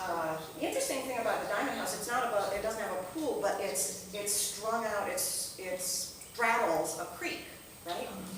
And some of the interior stairs actually have glass risers, so you can see through them and see through to the creek, which is kind of crazy. This home was really built for entertaining, and you'll get that sense when you go in. It's got that presence for it. And as I remember, even as a child, Zelda Diamond, that name, like she must have been a serious partier because my parents would talk about her all the time. All right, so after we do those 2 tour homes, we're going to do a little bit of a drive-by of the nearby homes. And so there's the Meisel home, the Shipley, the Tannenbaum, and mine. So again, these are in the same 60s and 70s period. You all have a map, and so this is, I think, on the second page of your handout. You can see where the 2 tour homes are there. They're circled on Bremerton. If we go to the end of Bremerton, and if it's a nice day, you know, we can just walk. What is it? It is today, right? So if it's not raining, it might even make sense just to walk down there. It's a beautiful short walk, the Rhine home, and it's quite lovely to see from that vantage point. The other home is on Kursdale, the Shipley home. That just sold, actually, in November. And then the Meisel and Tannenbaum homes are both in South Woodland. There's a good chance you won't be able to see the Meisel home at all. It's one of his most iconic homes, so that's unfortunate, but the problem is it's completely screened by trees. So in the wintertime, you can probably see it as you drive by on South Woodland. I think probably today we won't be able to see anything at all. You pass by it? Yeah, okay, so we won't say anything. So maybe just give that a miss, which is fine, because you have to be on a different side of the street anyway. Just hit the Tannenbaum home as we're going up South Woodland on the way to Gates Mills, which is where we're going to go next. I'd like to emphasize that the homeowners, I've given everybody a chance to be part of this tour, so these folks are not on this tour. That's on purpose. They either said no explicitly to me or they simply did not respond to my repeated entreaties. So please do not disturb them by going up the driveways, but you can at least see the homes from the street. Okay, so the Rhine home, I believe that Bill Rhine worked in construction and probably had crossed paths with Dad through that. He eventually sold this home to a friend of his who was also in the construction trade. They still live there. It's an elderly couple now. Amy and I went to go visit right after Dad died, and it has this unbelievably large fireplace that serves as a divider basically between the dining area and a classic mid-century modern sunken living room. But it's so large and it's open on 3 sides that you can walk through this thing. It's like over 7 feet tall. And so the owner actually walked through it for us just to show us that you could do that. It was kind of amazing. Apparently it also works, and that's important because it turns out he had designed a fireplace in his parents' home in 1955 that did not work. So I guess he had learned his lesson by then. The Shipley house, which is down near the end of Kerrsdale, we don't have a lot of information on this home or its original clients, but what I can say is it sold recently in November of 2022. So it was given a full facelift, and they unfortunately painted the Pecky Cypress, but anyway. All right, the Tannenbaum home, this is the one that's on South Woodland that we probably will be able to see.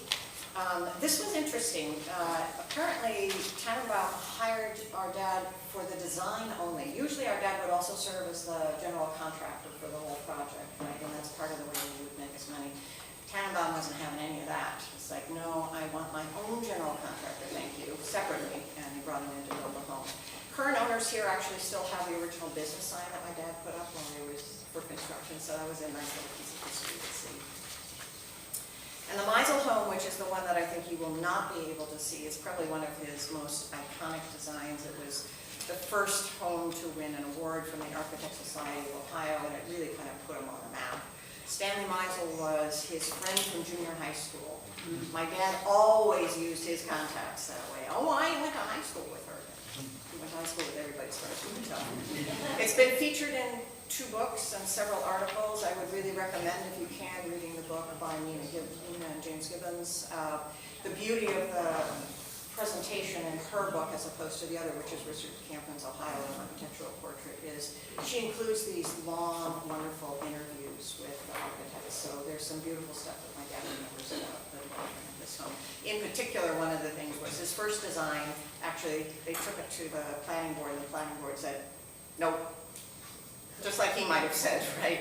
And he went back and redesigned it, and he was actually much happier in the end, feeling as though, yeah, all of this actually worked much better. So I'm glad they said no to the first design. Is that the Cleveland Goes Modern book? Yeah. Yes. Yeah, that's exactly right. Yes. And then after the drive-by, basically we're going to drive off to Gates Mills, but it's kind of the upper western part of Gates Mills, so we're not going down into the valley. It's just off of Mayfield and Son, and that is the Zingali house. Now for something completely different.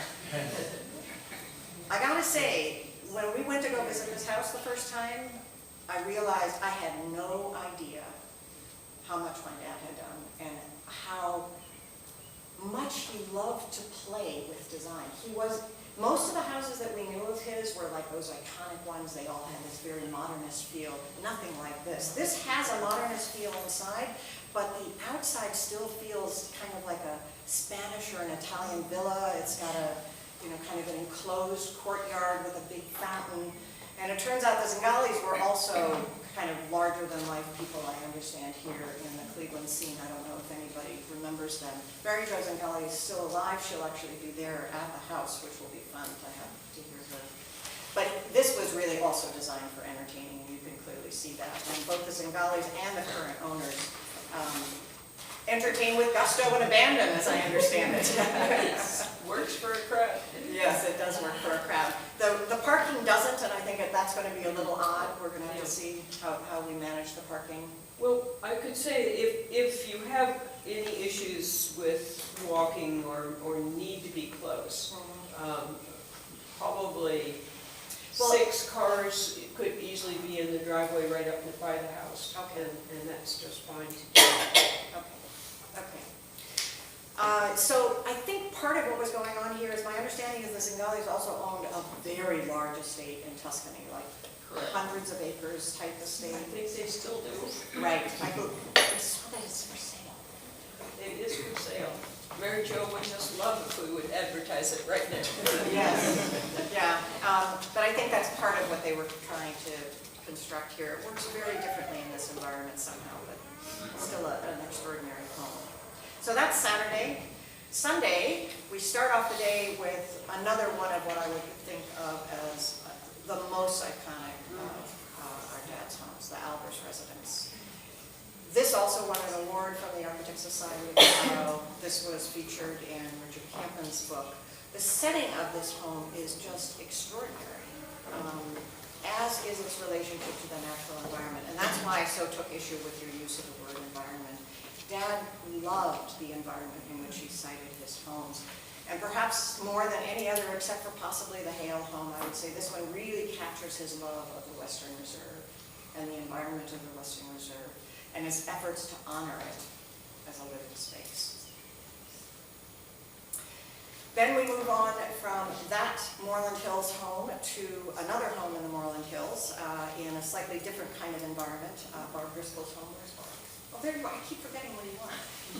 There you are. Barb is one of the few homes, well, the only home on this tour, but one of the few homes left that actually has the remaining original homeowner. So, and you've lived there for what, 50 years this year. 50 years. Yeah. And that home is just absolutely lovely. It's organized around a central fireplace and an open kitchen, which just encourages the whole feeling of let's socialize, let's talk, let's eat together, let's break bread. But it also has these many separate spaces as well that provide privacy and functionality. It's like a whole world of its own, this home, when you go inside. Really gorgeous.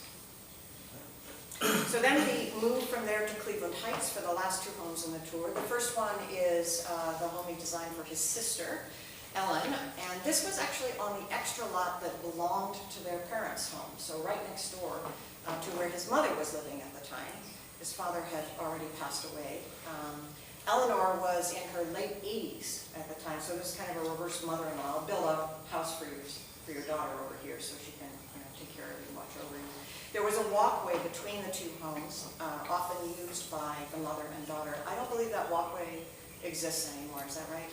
Yeah, they put a fence. They put a fence up. It was so nice because, when the family would come, we would also trot back and forth between the 2 houses. It was really lovely to be able to do that, And then finally, last but not least, the very first house he ever designed, straight out of his college training. He designed this for his parents, Robert and Eleanor, after they came back from their European extravaganza. He also helped to build this home. Jim Fonstock was the carpenter, the master carpenter he was working with. And as Roger said, it caused quite a stir. And there were legal challenges to it, which of course my lawyer grandfather accepted with gusto. He took every opportunity to defend his son, and he was successful in court. He actually argued, among other things, that the real underlying reason for the objection to the house was that they were Jewish. So they didn't belong. Oh yeah. Yes. So I used to tell him when he showed me this house, I looked at him and I said, I would have voted against you 100%. This house is awful. And he just chuckled. I mean, it's not an awful house, but it absolutely does not belong in that neighborhood. Well, it is, as time goes on and mid-century modern becomes historical, Yeah. it's an interesting question how that will change. But yes, I hear you 100%. It was like a sore thumb. It was so different. Everything else is very traditional, but many different traditional styles, right? And yeah. But still, it's a glorious house. So Eleanor had to sell it in 1994 when she moved into an assisted living facility. And she thought she sold it to some people who understood the beauty of the house. It was an artist and her husband who fell in love with the rubber plant. Now, why would you fall in love with the rubber? Because the rubber plant actually was in this beautiful area that you'll see was a little breakfast room that had a huge open skylight. The whole ceiling was skylight, basically, not a tiny little skylight. The whole thing is a skylight. And so my grandmother had planted in a pot a rubber plant that went up into that skylight. And what we didn't realize until it was about time for her to leave the house was the roots had gone all the way through the foundation. It was a slab foundation. Yes, and that's why it was so healthy. It wasn't just living in that little pot. Anyway, so that's why you fall in love with a rubber plant. And so that was kind of what sold my grandmother on, yes, you're going to be the right people for this home. Well, it turned out they were not the right people for the home. And they let it really fall into serious disrepair to the point where it was almost demolished. And the Hale home, the same thing had happened to the Hale home on the Green River, right? But it was bought just in the nick of time by the incoming director of the Cleveland Museum of Art, and he restored it, and then sold it in 2 years, because I guess, you know, up at these levels, people basically just come and go very quickly. He went on to, Austin, someplace in Texas. I'm sorry for his loss. The house then, he sold it to some friends of his that never even went on the market, and they still live there. So those are the people who are going to be hosting us. And I don't think Troy or Rodell are here. Okay, so we will see them at the house. This has received lots of media coverage since it's been restored, and it was included in the last Heights Heritage House Tour. When I say last, it was the most recent, but it was also apparently the last one. I don't know if you've been following that, but they're not doing that anymore, which is unfortunate. So I want to give you a little bit of a sense of what it looks like inside, because it has been completely remodeled inside. And it's very interesting. So we have lots of pictures, of course. We would go for dinner at our grandparents' house pretty much every week. Yeah, well, you were Friday, we were Wednesday. Right. First marriage, second marriage. But, you know, that was it. I mean, grandparents, it was like, no, you are our family, so every week. And so we grew up in that house, and the cousins were always there, and it was wonderful. So, you know, for us, looking at what's been done in the house, in some senses, it's very sad that it's been so changed. But in other senses, it's phenomenal what's happened in that house. And it's as though there was a latent idea in there that maybe my dad understood when he was building it before everything was in place, and then the house had to serve family functions. So we got chopped up this, chopped up that. You take all the chop up out. This is like a ranch house, right? So all the weight-bearing walls are on the outside. The thing is so open now. And all of a sudden you see there are these 6-foot Pella windows all the way around, right? Just gorgeous. So it's like the spirit of the house emerged in this completely different way from what they've done. It's the flexibility of his design, I mean, it speaks to that, but also, yeah, it's been a very interesting process to watch that. All right. Ran across this quote. This was Cleveland Rose Modern. I think he did love his clients. He really did. And you can tell, we could tell that as kids when he talked about them. He made them come alive for us, right? And I think you'll be able to see that in the houses that we tour. I hope you will, at least. Just as a teaser, there are a lot of extraordinary homes. As you know, I mean, there was a list of over 50 single-family homes, so we're only seeing 7 of them. There are a lot more that he designed. There are a bunch of them that are down in Akron and Dayton, and we're hoping to organize some tours down there. So this is an example. We have the set of photographs of the construction of the Nyman House in Akron, Is Casey here? Okay, so Casey's actually supposed to be coming up for this, so we'll see if she makes it. This is what that house looked like when it was finally built. Yeah, exactly. Just an incredible home. And with that, I will say, let's also go to Dayton. That's the Pergozin house, and we have the model of the Pergozin house here, so I want to thank Erin for bringing that up. Take a moment to sort of familiarize yourself with it. I think there are lots of interesting possibilities for tours in the future, but I thank you all for coming today, and I hope you enjoy this video.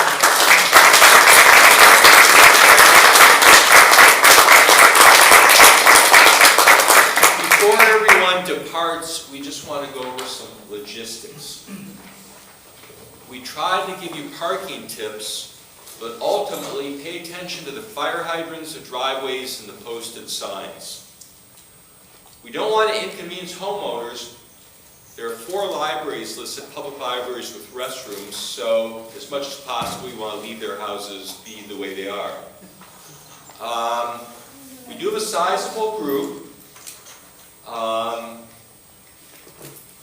Martina, Amy, and I talked a little bit before the meeting, and I think the sense is for the homes today, the 2 Pepper Pike homes, split us up, and A through M, last name, go to the first house on the list first. N through Z go to the second house on the list first. Same for tomorrow. Those houses aren't as close geographically, but A through M go to the first house first, N through Z go to the second house first, and then flip-flop. Anything else? And the ones that you're talking about in Moreland Hills, you'll have to drive between those. The 2 houses that we're going to see this afternoon, you just walk, because they're right next door to each other, right? So it'll make it easy. The other thing is that for mobility challenged people, if you wish, you can leave your car here at the temple and then carpool with either Amy or Martina. And we encourage carpooling for everyone else if possible. Anything else? Does people have questions? Yeah. Just one thing, so I'm on the tour tomorrow at 1. Right. I have about 6 parking spots in the driveway. So if someone really, Really needs to be in really the driveway. needs to, let's try to keep that for them. Okay. Otherwise, you park across the street, it's just a quick walk. On Bremerton, the cars are going to get strung out the distance, and again, people have mobility issues, there's room in the driveway for at least 6 cars. And I can accommodate 5 or 6 in my driveway as well. Okay, so There's that's ample, lots of parking in front of the house. Right. Yeah, yours will be relatively easy. I think Jeannie's is going to be the hardest. Yeah. Yeah. I just want to say thank you. I think what you're doing is so lovely. It is such an amazing way to honor your father. But it's a gift to all of us. And I didn't know anything about William Morris. That's a terrible confession. I grew up in Cleveland, and when my husband and I bought our house, it was the first walkthrough. We loved this house and we bought it that night. But we only realized afterwards what a true treasure you have. The idea that you've done this, and so thoughtfully, communicating, planning for everyone's comfort and convenience. It's a very lovely thing, and personally, I just want to say thank you. Thank you.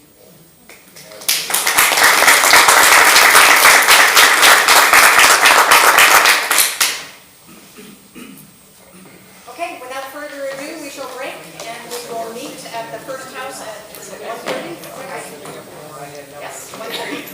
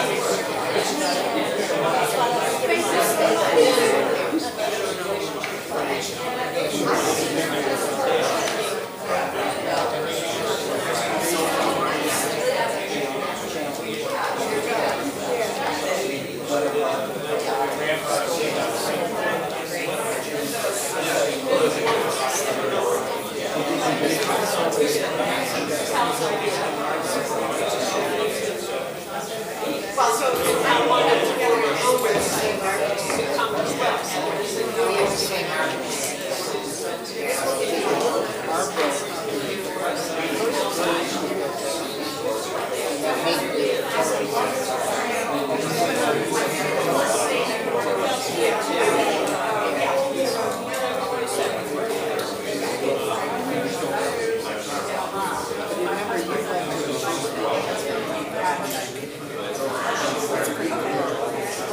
Which house is that, the diamond?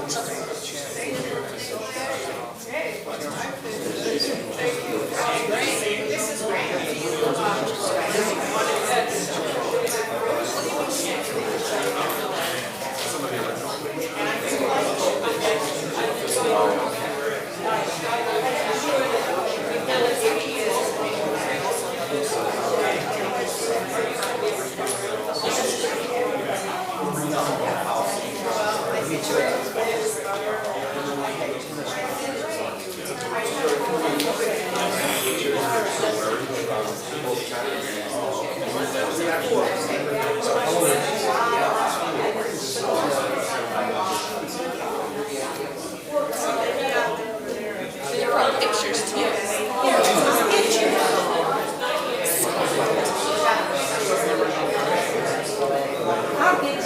Wow.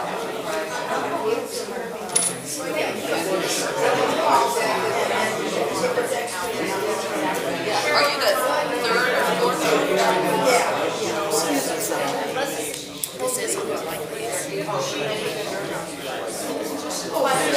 you really? Are we seeing your face? Okay, okay. Like our property, we should want to Oh, wow. See, she's on water as well. Yeah. You're on sugar and I mean, it's not, we're on 3 acres. She's right on that. well, you are too. I just love the water. You know how he's doing all the water. He said he picked the worst spots.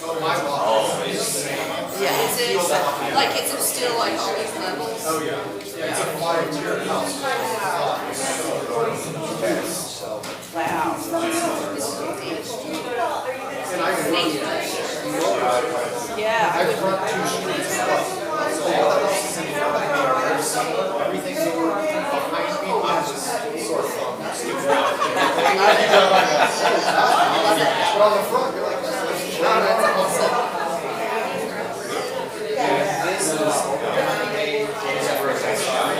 so we just were digging out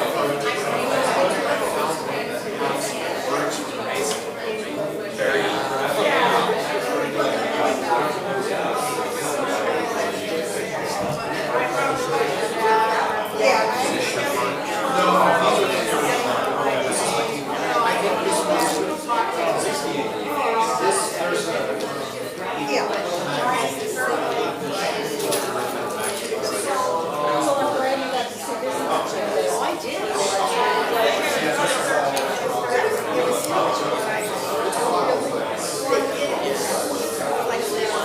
Well, in order to try to, so we clients were in our place for, gosh, some years, and then we actually lost the house.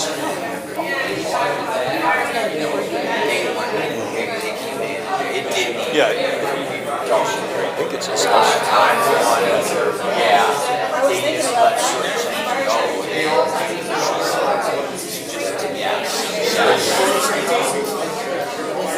Oh, that's.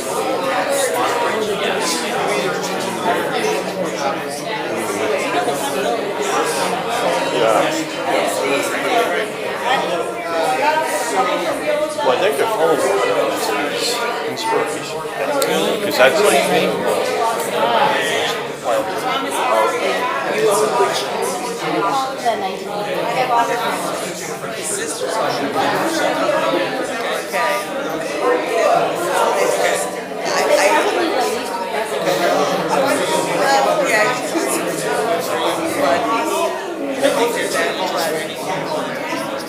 I saw his parents was there.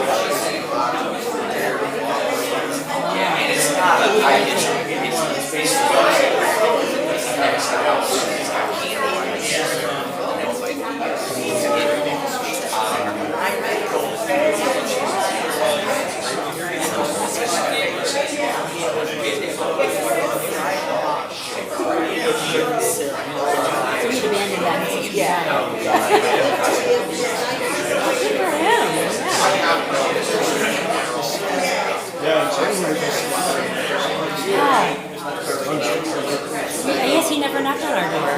Because we moved in 2013, so I don't know where he was living. Is he still living in Cleveland? All of it?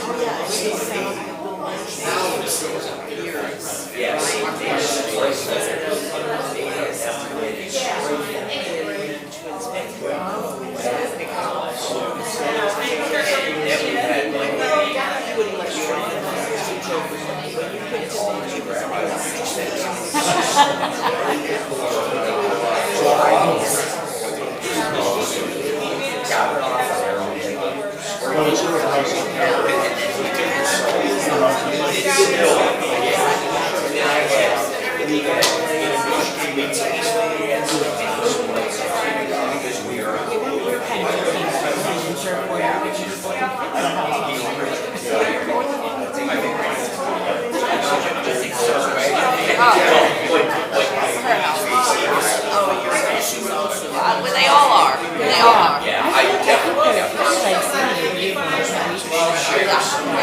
No, where is it?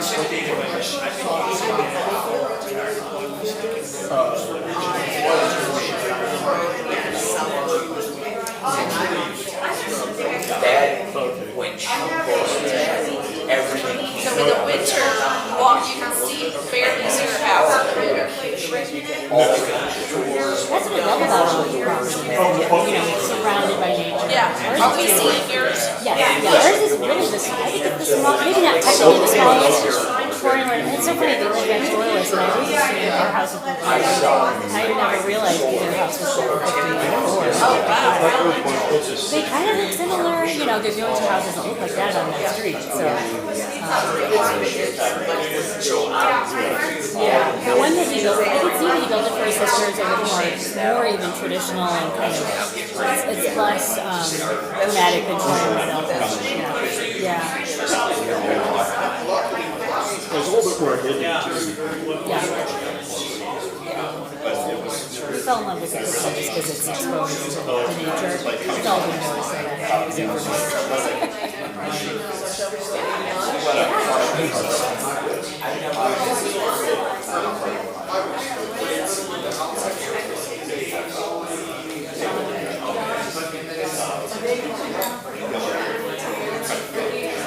This is all about what you want. So something will say, by the way, I've put some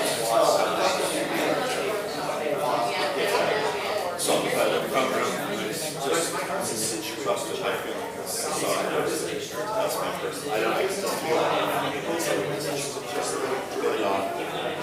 but it is so direct. But also think with each other.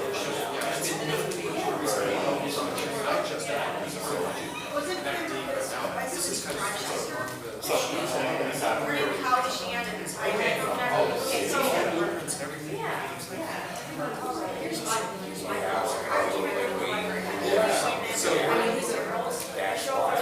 what are you talking about? Why are you here? I've been dealing with that.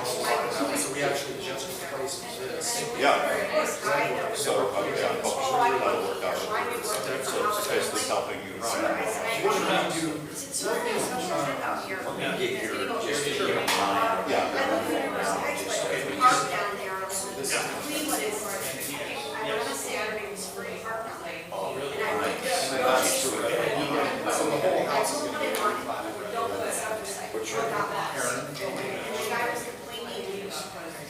My last name is Happy.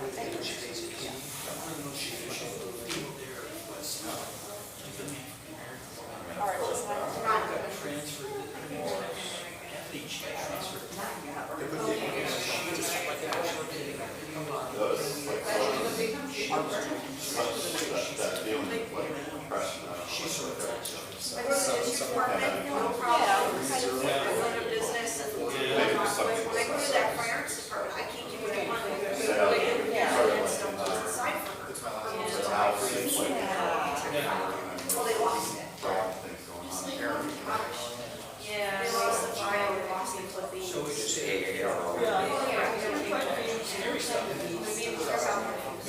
Yeah, I'll text you. Yeah, perfect. Yeah. So, And just being able to do this, you know, it was still pandemic times. All right, I'll talk to you later. Okay, all right. Good connections. the other house, so I think it's 5 years. Basically, right now, about 5 years. I got a copy of our post in Cleveland. Have you ever heard of that? I gave it to Tom. We have to do the same thing. It's a 1900s book, it's photographs of Parker actually. Ground to. I found it at the Williamsburg Gate House in South Park for the states of $200. It had rare photographs. Yeah, my attitude is people should just go through what they feel like doing. And, but every now and then, you just test yourself. You don't necessarily have to do everything. Or push on people, but I'm right at this. But somebody else takes black, you mentioned something. Poorly raised right away.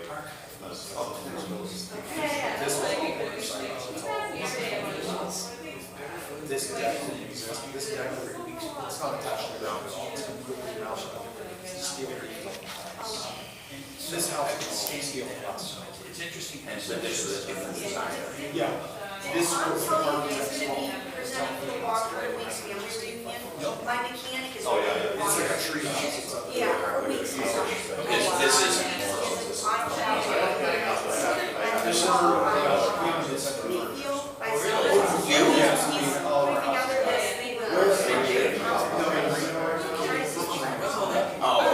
So what's that? The house is part of the business. So like we do, get into this discussion, the 20th century it's all crazy. My mechanic asked me, he's like, you know anybody who knows about walking wheels? You're not actually doing. So they heard But this one is pretty much finished in 5 years. I imagine this one's gonna take. Yeah, his name's Thomas Pete. And when you go in his auto shop, Less he's time always than checking books about walking, and he's sitting feeling around, like he's he's just rather tired. And I said, what's going on? He said, why do you have all this? He's in his hands, he's doing everything himself. So I think this will be the last one. This one is a big project. It is work. I knew it was going to came. So I bought it sight unseen. We were told, even more strong. Well, they did that when I was said it was friends. We were making unseen all over rain weeks. Yeah, yeah. She told us, oh yeah, there's a lot of. That doesn't But you couldn't see any of it. It always well, it's all exploded out. But it was painted and they filled it. Rock. Across the street. I'm just redoing it. I knew I was gonna have to do it. I didn't know that. This is But he brought up a good point, it's like, owning these homes, it's like, you either, or you are still here. Yeah. Like you have some money, you are still.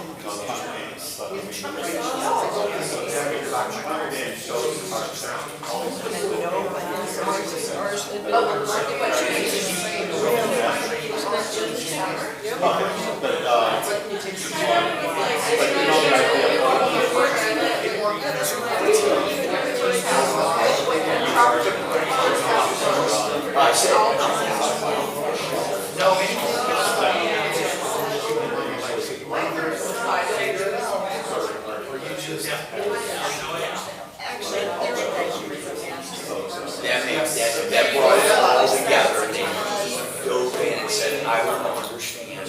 Well, I've never seen a cut.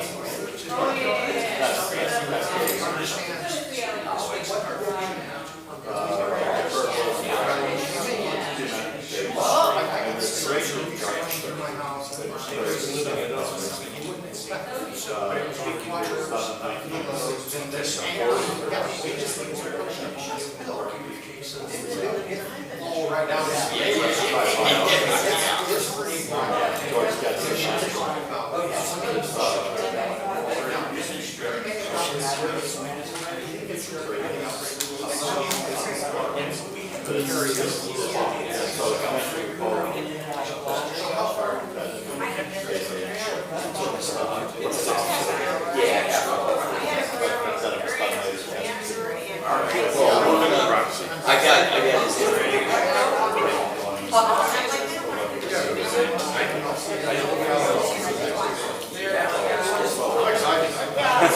Well, it's very, very well, good meeting you, Aaron. I guess you could say. My name is Renee. Oh, sorry. Yep, Tony. So you saw the 312 number coming from Chicago. Yeah, that's my contact info. Yep. Yes, Aaron. Thanks.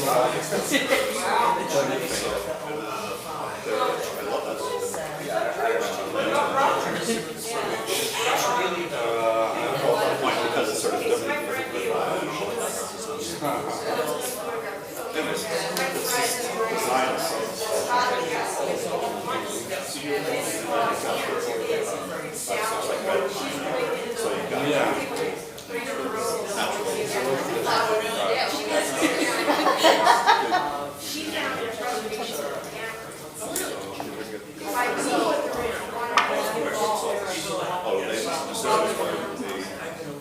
Maybe, it's probably a restaurant.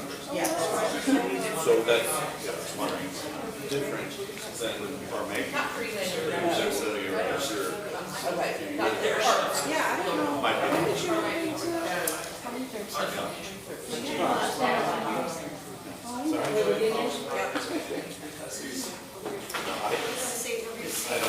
Guess he was kind of just thrown the.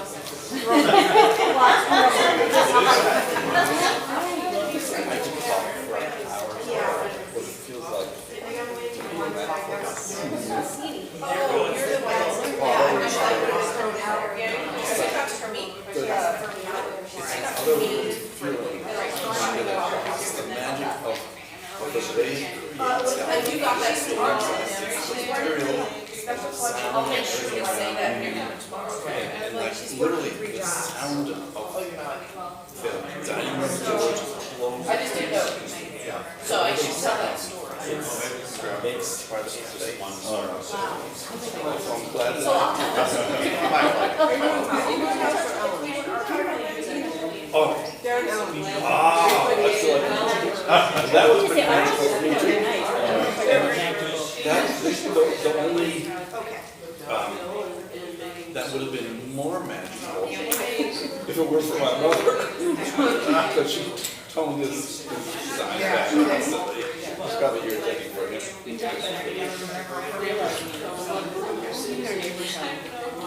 Oh, yeah.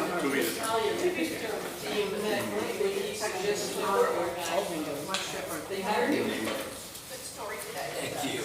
What part of your home for being like visually coming around the living room into the kitchen? Such a wonderful transition. That was calming and exotic at the same time. Pretty much what told us on it. Oh, no. Well, I love the backyard.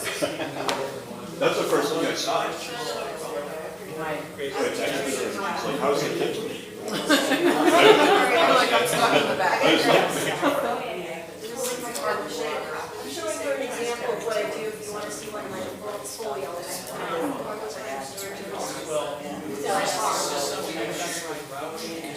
No. No, I just started putting this folio together for this house that I was working on. My brain right now is like a slideshow. After we went to Japan. That would have been a fan. I'm feeling exactly, look at that.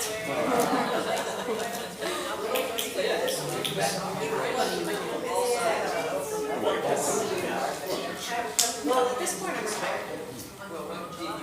Statistics and sociology. But you know, I wonder sometimes, but can you imagine trying to compete with him?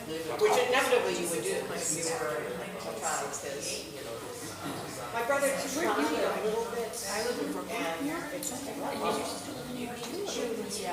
Yeah. You can say that. Yeah, we are. It would be. Wouldn't have to. I know, but that's not how it's not. I know, but it would have been maybe, I would have been 67 by the time basically I have my own practice. For your speech. He did not. Have 3 bedrooms in my house. But yeah, I don't know. I don't think I have his.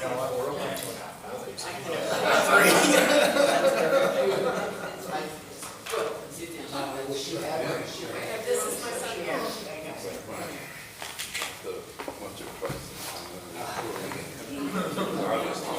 I've been, in New York for. Why do you want to show me a shot? Yeah, 35 years. Yeah. What did that happen? And, in my bedroom. Well, in Dayton. Oh, did I? You knew it. Yeah, just I thought you said, did you not try it? It's an actual digest water. It's work. It's operation. A while, so that's right. Yes, well, yeah, especially my neighborhood.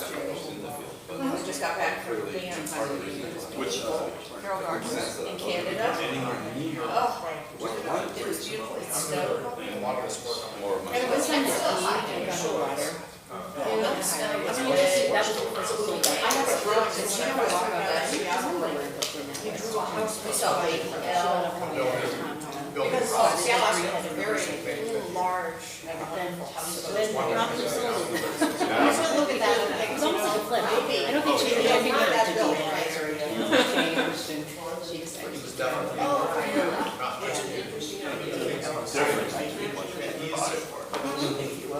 And it's extraordinary design. It's literally a movie sketch pad. Like a mini heel, make a problem. Yes. So it's not like a boat, it's like a house. But it's not a huge one, so there are a lot of them that I know how yours is fun. Lifts. Tax signs. Essentially, they're very simple stuff. They're jet well. This is my sister-in-law Julie's on. Yes, yeah. Mini, no, that's what it is. It's a little mini, it's like a tiny house. It's like a tiny house. That wall we were talking about, yes, we would go back and forth. Is that right in the pictures or is it I remember the first time I walked downstairs. Oh, that's it. Oh. You obviously have come from. Oh, terrified. How's that? If you had a right. I think it's It's basically basketball. It's long. Going back in. I'm assuming. But, you know, it's right, because those like, It was for. Right. Multi-purpose up there. It's where the gold bars were or something. Did you? You thought you did well. Your house. Your house. One inside. And all these different spaces. I was looking for something that was like smaller footprint and not. Yeah. Home. Yeah. Maybe two of us, so. So. Condos and townhouses and. By education. House. It's all listing, not very good pictures. But I was like, I think we need to check this one out, because look at these windows. Yeah, we hope this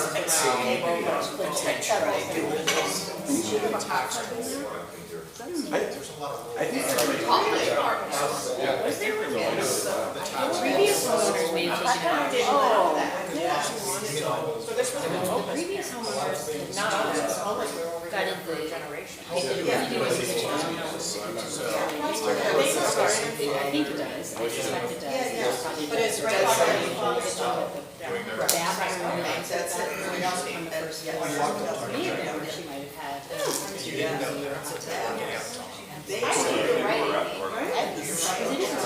Yeah, which is. I know. So. I told him, this is my sweet.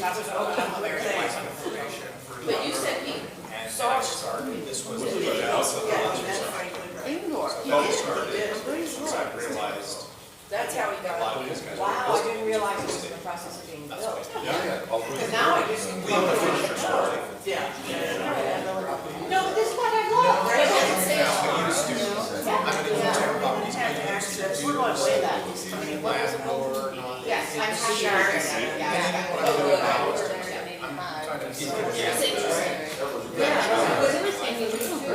This is putting this together with more organization. There was nobody at the building. That's the next. A visual of it. We weren't looking at that. Every one of our neighbors has one, so.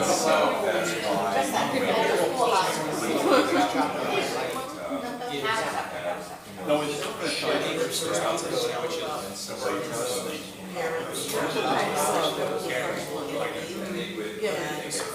Well, you know where it sits, another house, right?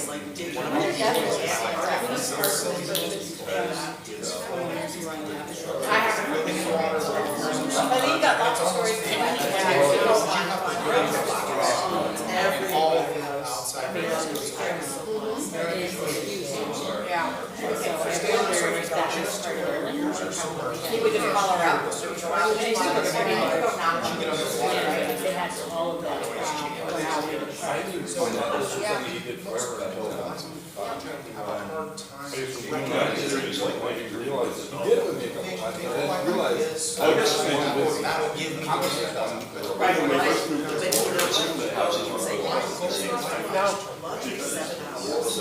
No, that's. Interesting that really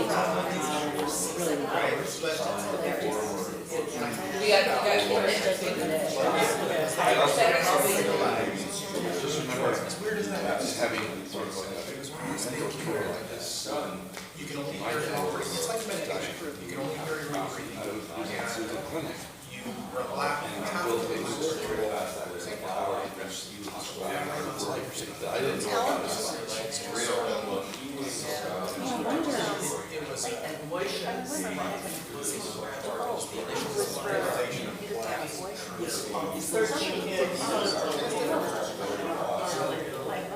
I don't, and that's what I was telling, I do love it, it's not set up right, I just have one of those, just enough for me.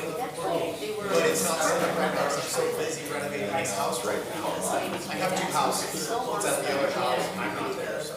Anyway, my choice is temporarily still one. But I'll get it. And then sticking it to the who Jancy got, right?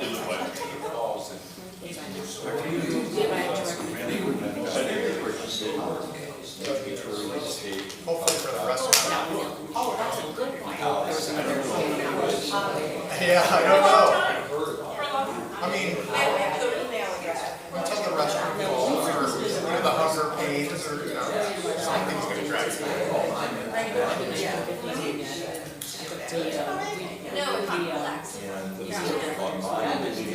Prior to them moving in, because we moved in just before.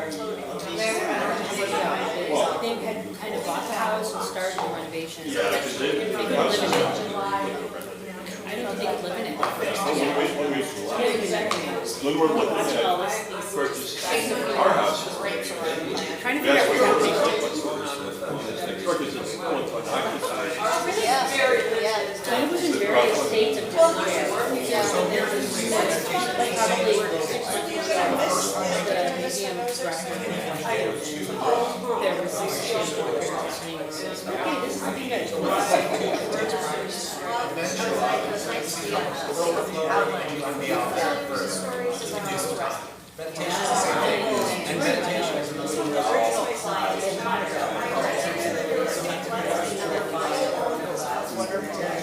I know that actually happened at least once.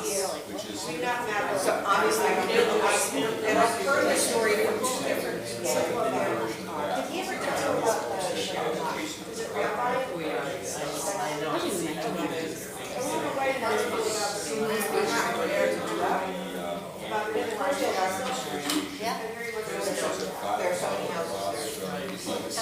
One of the funny houses, a couple got divorced, and one of them bought another one was in the same area. It was like a bossy tiny.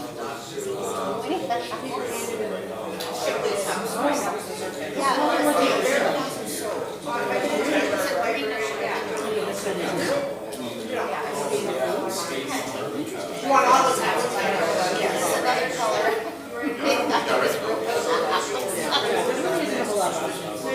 with that house.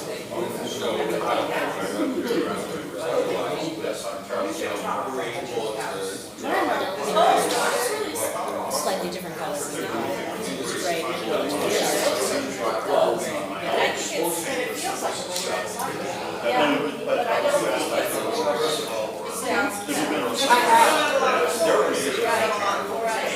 Which is fine.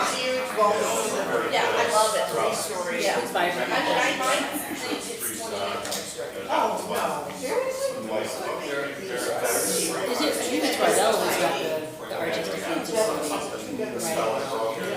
Or was it a 3 years originally? I'll know when we pull out the. I haven't seen the most recent landscaping. Take a photo or. Self-defensive. Oh, just accommodated in the sense. Oh, yeah, I could keep them, but I didn't know if you wanted to take them, but have a copy. I could just have a copy. I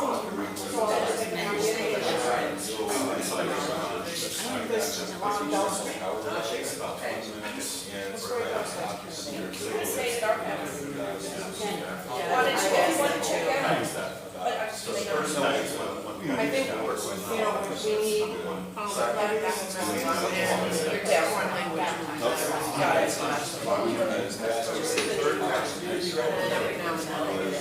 You're down.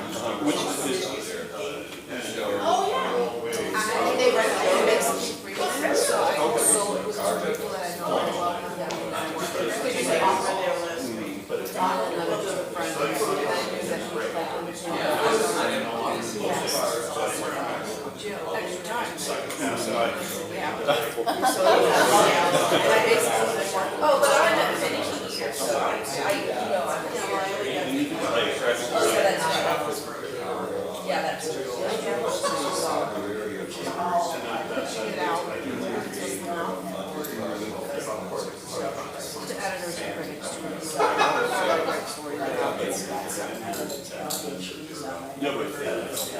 There's something I'm studying on. Is it good?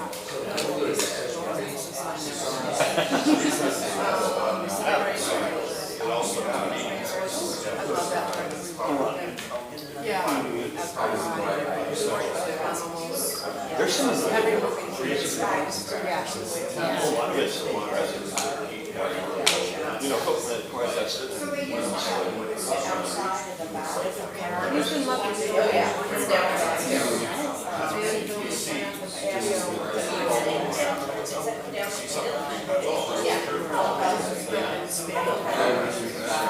He always does.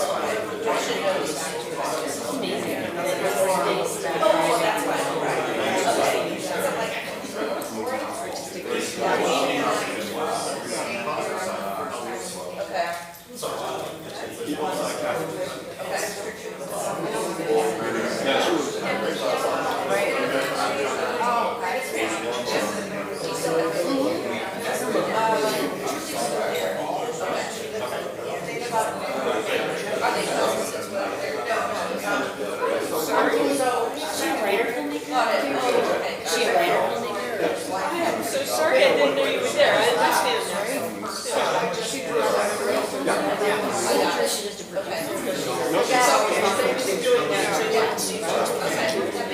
Are they the same I'm thing? gonna put on Oh, you are? Yeah, I just want to post stuff. That's like, yeah. I think it's good to be low key about it. Yeah. I've never heard of any of them. He has had a couple of months. That was a good excuse, right? I mean, you were a good excuse, we put in a bad debt. Oh, my God. That's a story that I would use. Yeah, that was my excuse, it's time. We always talk about it, and I'm like, you know, we could get this time. Another time. Yeah. Yeah. I mean, I didn't really like talk to them about that. He's very memorable. When I was a kid, I was, you know. As his publicist too, that must be an interesting game. Is he? Oh, no, okay. You will. I don't need more work for him. I was gonna say. Like, It'd be hard to make Was he? Nice to be with everyone. Thank you. Well, she was always like, definitely not like a she's waiting to happen.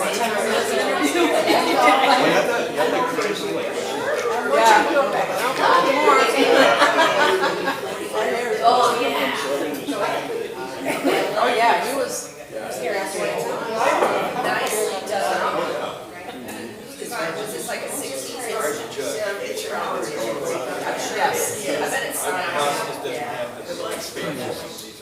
So how do you want to handle us going to the house? That's it? I was gonna ask you. You ever cross, well, you know, it's not, but Whatever you're comfortable with. I don't think it matters much. I guess we must have to say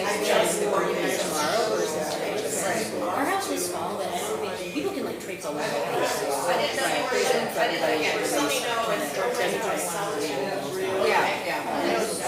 Especially because I believe Troy wasn't the last stop for Exactly. So yeah, so I like to go there.